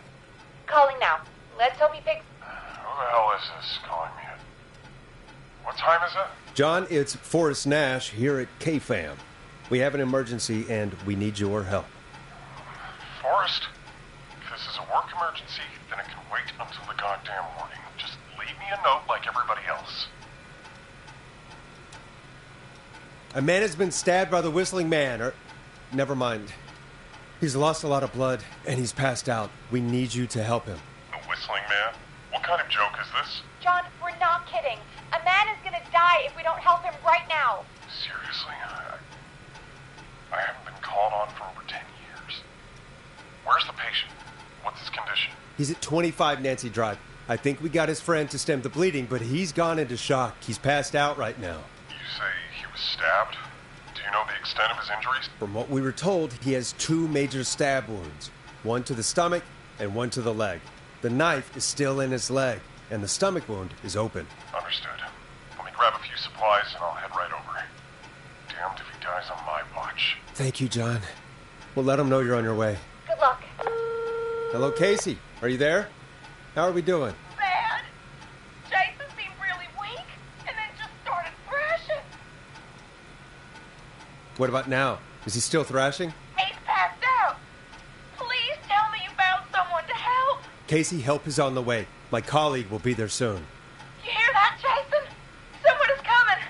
You're gonna be just fine. Just hold on for me, okay? Just hold on. Come on. Hello, Casey? John Hedges. I'm here about Jason. Please let me in. I'm guessing that's Jason there. Casey, I'm gonna need your help. Forrest, Peggy, don't you two worry. We've got this from here. Okay. Forrest, we'll call you back later. I have to go now. Good luck, everyone. God, I hope he's gonna be all right. And with that, the show moves on. We're sending our best wishes to Jason. Well, after all that excitement, I think we could use some music. Come back upstairs when you're ready.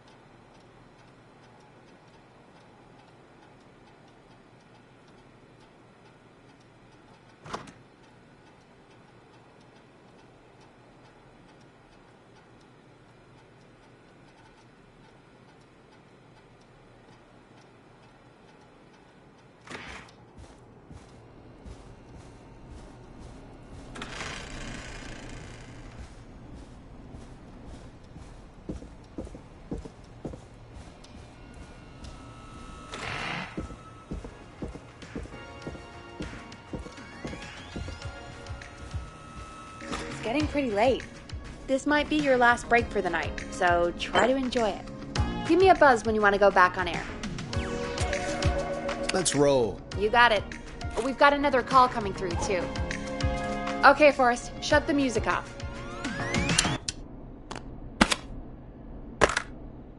Welcome back to 189.16, The Scream. I believe we have another caller on the line. How are you tonight, caller? Forrest, it's me, Roller Ricky. Oh, and Maxie's here too. Good to hear from you again. How are you both doing? Oh, we're good, man, thanks to you. You're like our guardian angel. That wouldn't be a bad look for you, Forrest. A little White Wing Halo number. Maybe something for the K-Found Halloween party. All right, everyone, let's calm down. Ricky, I'm just glad we could help you and Maxie. Is there anything else we can help you with, Ricky? Actually, I think I have some info that might help you.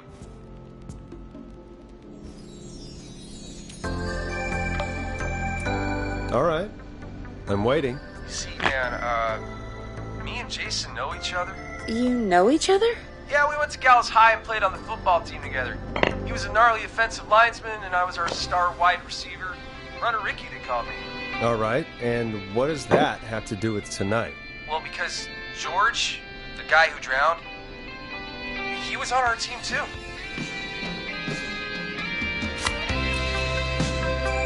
Keep talking. What happened? We had our first team party on the night he drowned. He seemed like such a good dude. Ricky, were you there when George drowned? No, man. Once the party turned, I beat Pete out of there. Man, I remember George and his girl there. There was a whole lot of love, man. I could see it, you know? Ricky, listen, this is very important. I need to know everything about her. I didn't really know her before, or see her after that. I never even got her name, man. I just remember he called her Bean. Then what did she look like? Please, tell us anything you remember. I just remember a pretty girl, man. I'm sorry. Ricky, you said the party didn't last long. What happened? We were just having a good time. Next thing I knew, everyone was running for their life. I looked up. Saw the goddamn whistling man in the trees. And I never ran so fast in my life. I ran straight home. Didn't know about George until next morning at school. I'm guessing it was whistling night, wasn't it?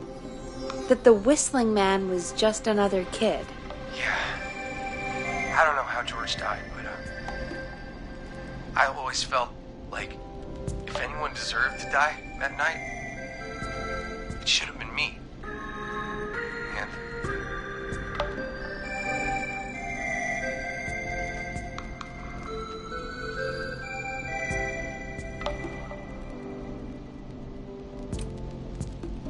Ricky, it wasn't your fault.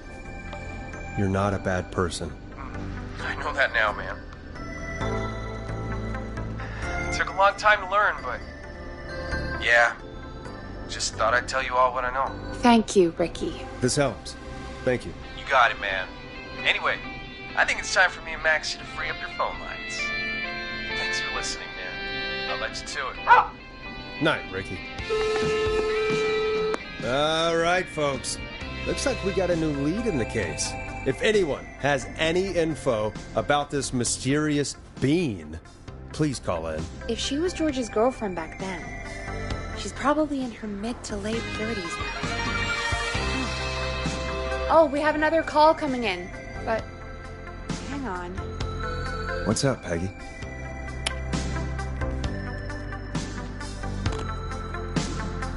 Peggy? You're gonna want to take this call off the air. Who is it? Just do it. All right, folks, it's time for another track. Here's one to help you sit back and relax. We'll be right back after this. Here comes one of my favorites. I hope this is good news, Peggy. Who have we got? Find out for yourself on line 1. Hello? Forrest, I'm glad I got back through to you. Sounds like it's been a busy night, huh? Surprise! It's Leslie, our 911 operator, leading the charge from Henderson to come save us. It's so good to hear from you. Are you okay?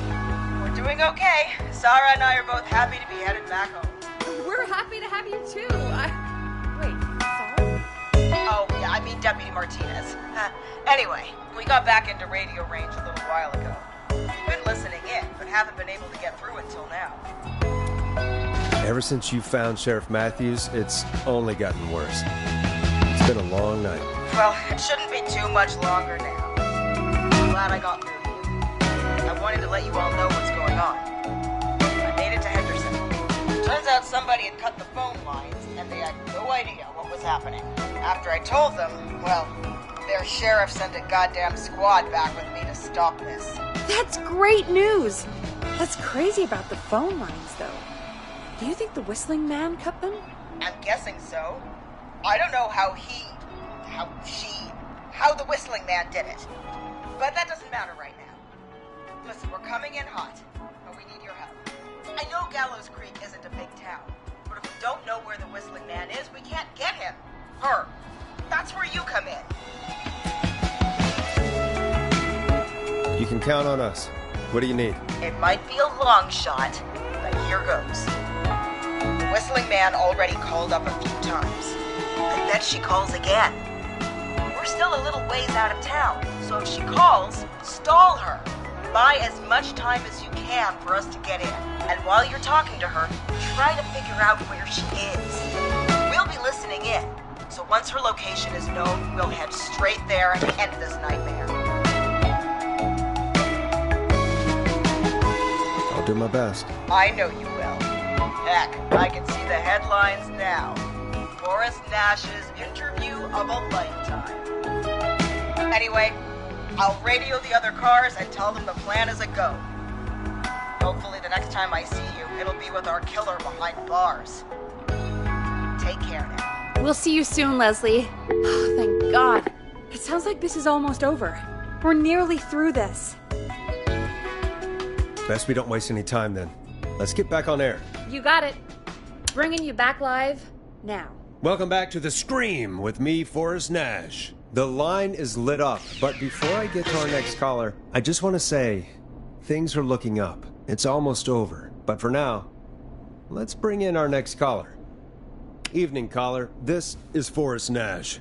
Hello, Forrest. This is John Hedges. I'm here with Casey. I wanted to give you an update on Jason. John! Is he going to be okay? He's a fighter. He'll be fine. We've got him stabilized and resting in a bed. We're preparing to move him to the hospital. Thank you so much. If you hadn't been there, then... God, I don't even want to think about what would have happened. Of course, Casey. We're just happy he's okay. John, Casey, you two did all the work.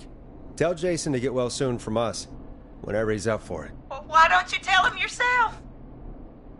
Is this Forrest?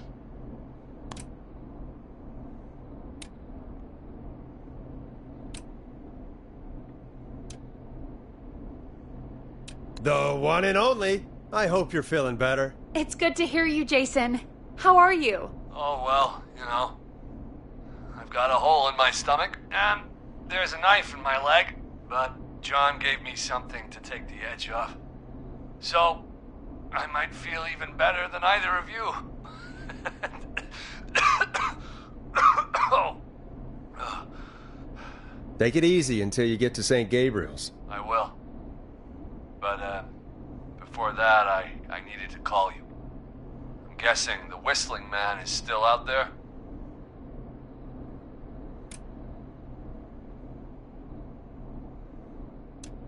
Yep. As far as we know, anyway. I was worried you'd say that. God damn it. Actually, I'm glad you called. I wanted to talk to you about what happened earlier. Go for it. We spoke to Roller Ricky not long after you were attacked. You spoke to Ricky?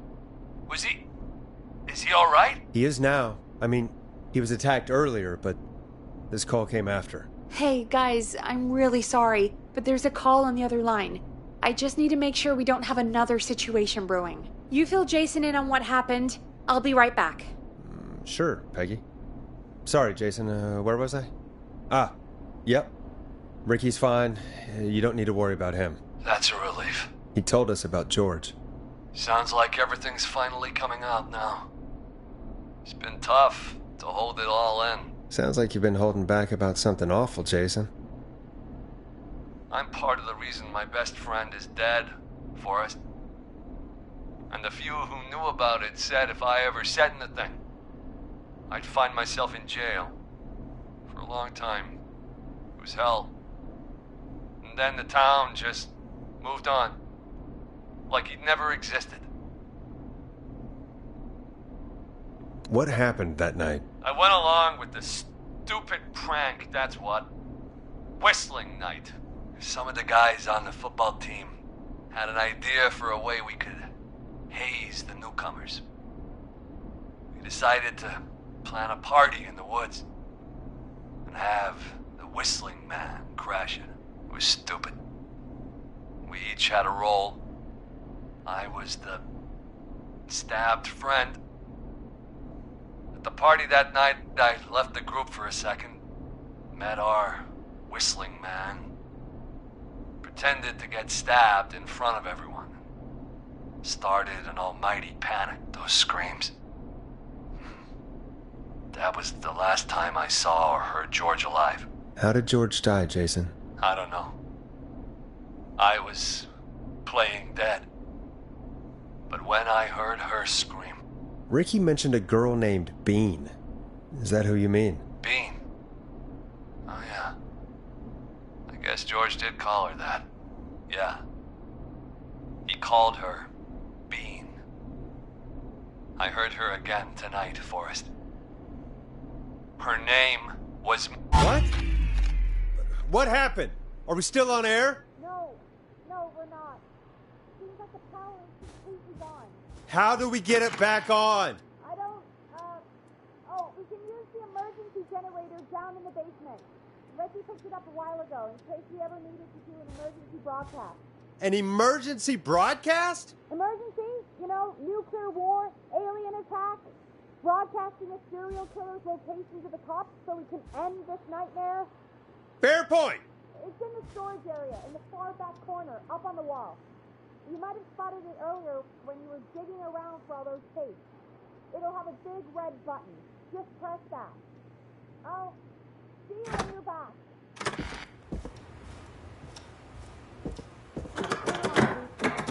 This door's been shut all night.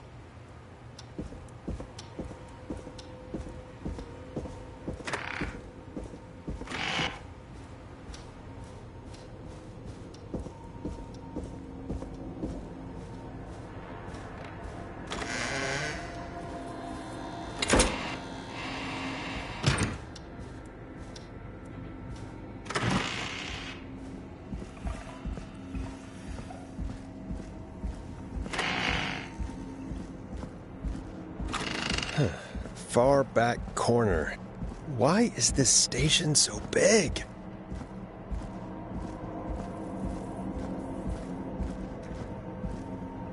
That must be it. Boom! We've got power.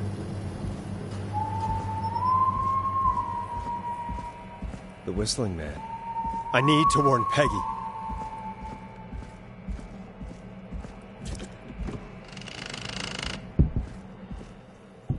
Peggy, are you there? Are you...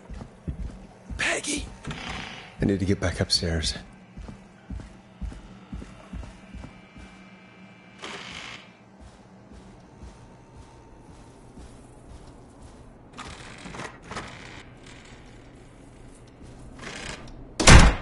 What the hell?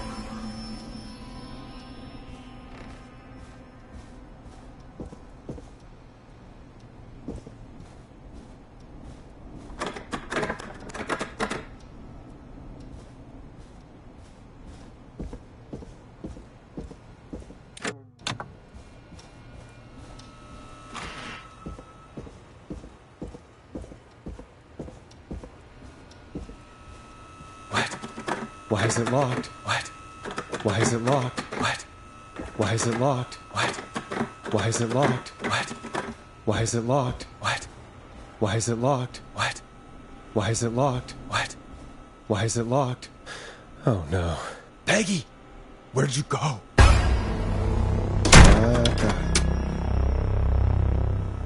No way. This can't be happening.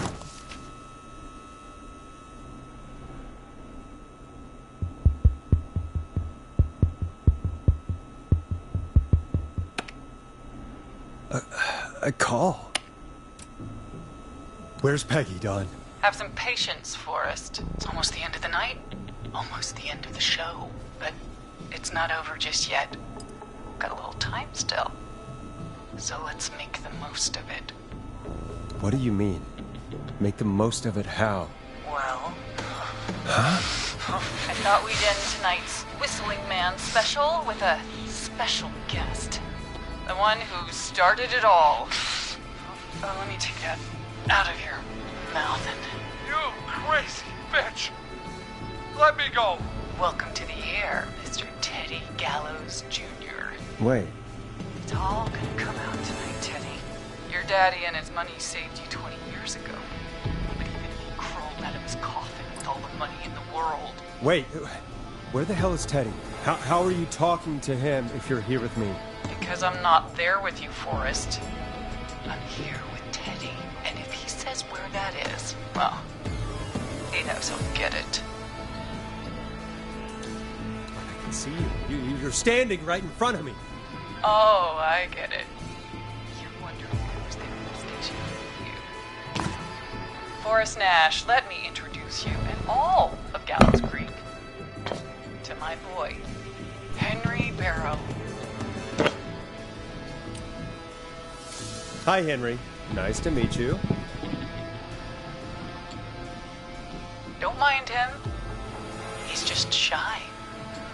So there were two whistling men tonight. Of course. That explains how you were always able to get around town so quickly. And that's how you escaped the secret archives in the newspaper office. Don't think I've forgotten about that, Forrest. Locking my sweet boy away like an animal. And Murphy, he was right, wasn't he? He did fight a man. He did. I taught my boy to never run away from a fight. Hang on. Did you say Barrow? Then are you? Let me just get this mask off. Damn uncomfortable thing. No wonder Mooney went crazy wearing this. There we go. Marie Campbell? George's old girl. Oh. Well, it sure has been years since I last saw. Oh, God damn it.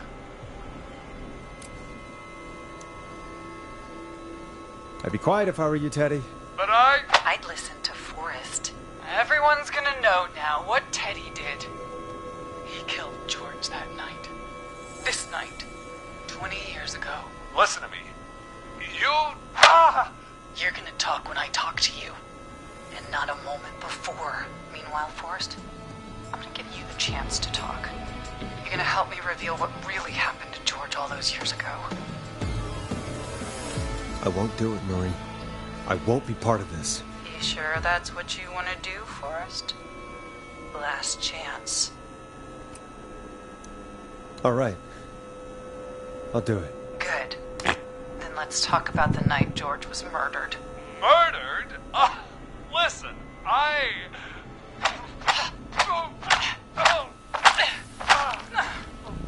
said you speak when you're spoken to.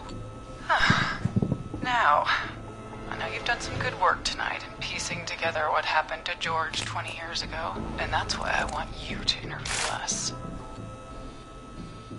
Are you serious? You want me to interview you? Am I serious? After everything tonight, you really have to ask me if I'm serious. Do a good job. And hell, you might be the only one to leave here alive.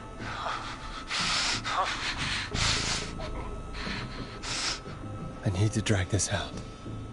If I can buy Leslie time to get back to Gallows Creek, and if I can find out where Marie is, then this can end. Teddy, we'll start with you. Just, talk me through what happened that night. How did it start? How would I know? It was 20 years ago. Do you want to die, Teddy? Because if you don't start talking... What the hell? God damn it. Okay. Our first team party was coming up. And when I saw the date it was scheduled for, I had an idea for a way we could prank the new guys. What made that night special? That was the night Mooney went missing. We couldn't pass it up. I was just surprised no one had ever thought to do it before. Wait. You mean this was the first whistling night? Keep talking, Teddy. We went up near Whistling Point. God, who was there? Me, Jason, and George, of course. But George didn't come alone. Me brought Marie. And Roller Ricky, he was there too, wasn't he? Yes, Ricky was there too. Runner Ricky, our wide receiver. I helped him off the bottle, you know. Because I'm a decent man. Is that so? Yes, it is. He came apart one day. Some people do. He had some issues. Wasn't stable. I didn't want him to hurt his chances in life. So I helped him keep himself together. Yeah. You were afraid he would talk about that night, weren't you? Keep talking. About midway through the night, we put the prank into action. Looked up at the trees and saw Jason there, bloody, like he'd just been stabbed. And the whistling man, screaming. George and I and Ricky.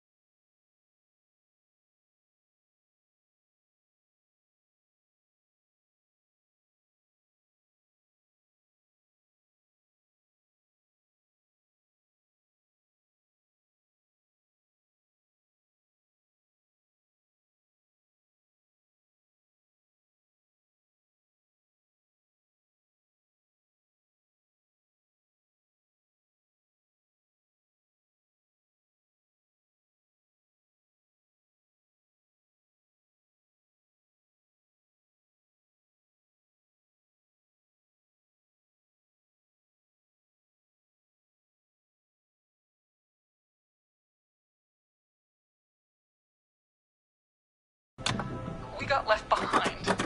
But Ricky was in on it too. I know he was. Me and Teddy were as close as anybody.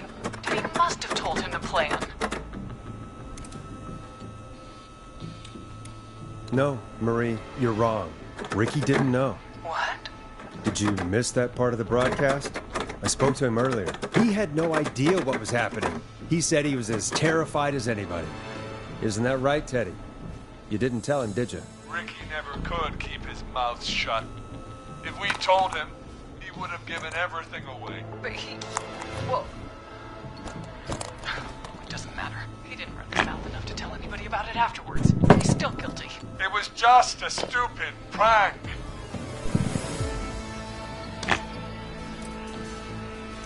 I'll go to hell, Teddy. Oh, come on. God damn it. You made George think Jason had been murdered. He thought his best friend was dead. And so tonight you stabbed him for real? It's the role he wanted to play. Jason's still alive, Marie. He was with a friend. We talked her through how to stop the bleeding and got him professional help just in time. Oh. Well, shame he didn't have the good sense to die earlier. He's gonna regret that. Enough about him. George took off running, but somehow we got separated in the woods. I ended up near the bottom of Whistling Point, and when I noticed George wasn't with me, I panicked. And then, I don't know how he snuck up on me, but Whistling Man grabs me. I scream, and he starts laughing. It's just a joke. I could stall for time here. Who was it, Marie? Who was the Whistling Man? I suddenly recognized it was Chuck. Chuck Brody was the Whistling Man. Laughing away. But then he stops. And he's looking up at the top of Whistling Point. What was he looking at? Teddy, what happened next? Nothing. It was just... Teddy? George fell off Whistling Point. How do you know what happened? I saw it. You pushed him. You were up there. You were dressed as the Whistling Man, too, and... I didn't push him, God damn it!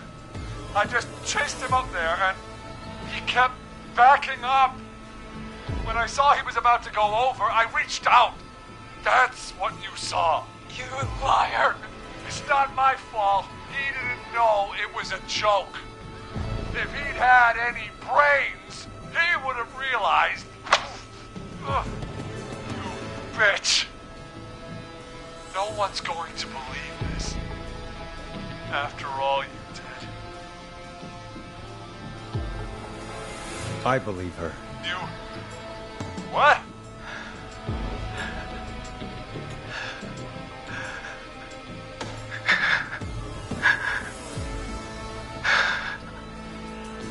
Why else cover it up? My future was at stake, Nash. You know what it's like. People like us are bred for bigger things. I'm going to be the mayor of this town, Forrest. And then governor. And then, who knows? What happened that night was tragic. It should never have happened. But it was a mistake. It was just a stupid joke gone wrong. So my father sent Clive out to clean it up. Why should a blip ruin my future? George was a blip? He wasn't a blip, Marie. His father covered it up from there. I searched for George's body all night, but... You never found his body, Marie? I looked all night. Jogger found him the next morning, washed up on the river. Instead of telling the truth, she lied. She said she found him in the reservoir. Our jazz runner, Sandra Sharp. Everyone was in on it, Forrest. Even the coroner wrote a fake report. Said George was drinking, that he just got himself into trouble. And Fake report? I only heard the tapes. you'd be disgusted by it. For all it's worth, Virginia didn't have much of a choice. She had a sick sister whose treatments she couldn't afford. She played along with the gallows to save her sister's life. And her own. Even still, she should have told the truth. I did my part. I tried everything I could think of. I even went to the newspaper, but no. That coward killed the story. We'll take care of Maurice Russell later. You've been through hell, Marie. I'm sorry. You've got no idea. Never should have started. He shouldn't have pushed my George off a cliff. He should have been punished. He's coming to a stop.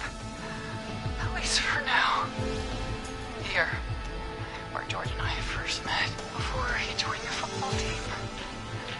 It was right after he shot the winning throw. Wait a sec.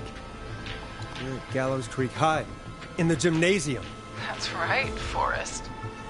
Not that it matters, but yes, we're here. Anyway, I think that about wraps up the interview with Teddy. So...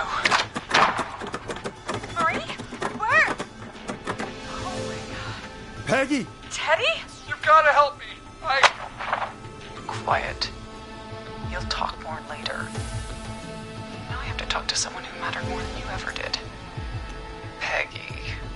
It's been so long since I've seen your face. I worried you wouldn't come. Marie! Oh my god. I thought you... And here I was, thinking you'd forgot me. I'd never forget my own sister.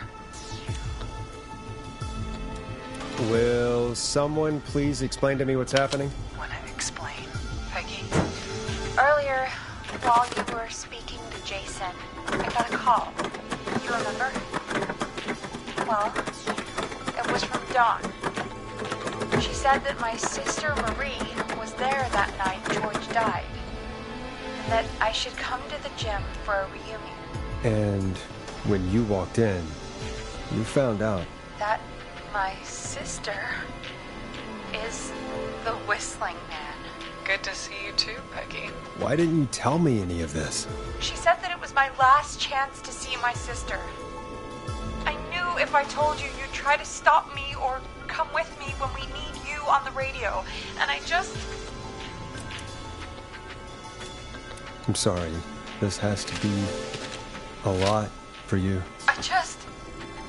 What happened to you, Marie? You just disappeared one day. Disappeared? I was thrown out, Peggy. I begged Mom and Dad to do something about what happened that night, but did they care? No. They told me to stay quiet. They only cared when they learned I'd been with George. And... Marie, I'm so sorry. I never knew. It's not your fault. Really, it's Mom and Dad I should be seeing right now. But since they're dead and gone, well... I'll have to settle for the next best thing. Don't. Marie, listen to me. You don't have to do this. Someone has to pay for what they did. Marie, please. Mom and Dad are gone, Peggy. Besides, you forgot me. Just like the rest. You forgot. Marie, Peggy never forgot about you. Keep your mouth shut. She kept a card from you. She kept it here on her desk. What card? The card you made me for my 8th birthday. What does it say then? Happy birthday, Peg. Now you're great and 8. Love, M.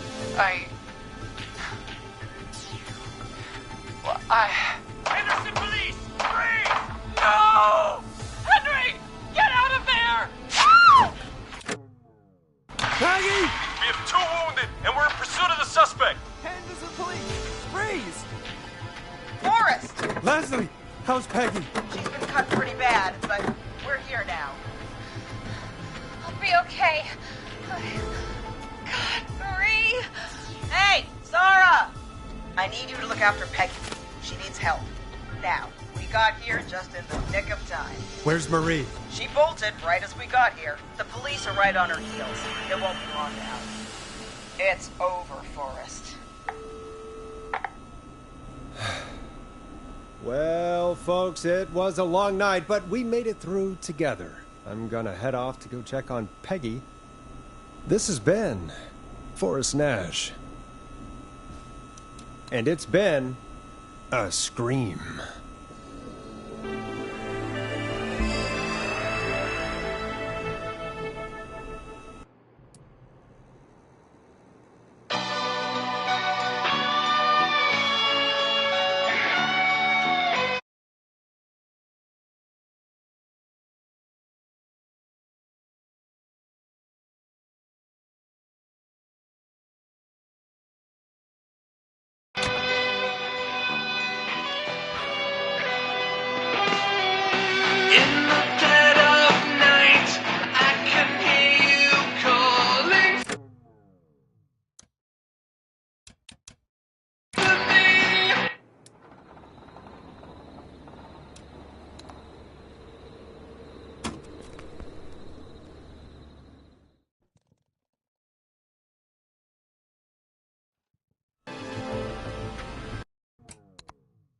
Marie! Keep your mouth shut. She kept a card from you.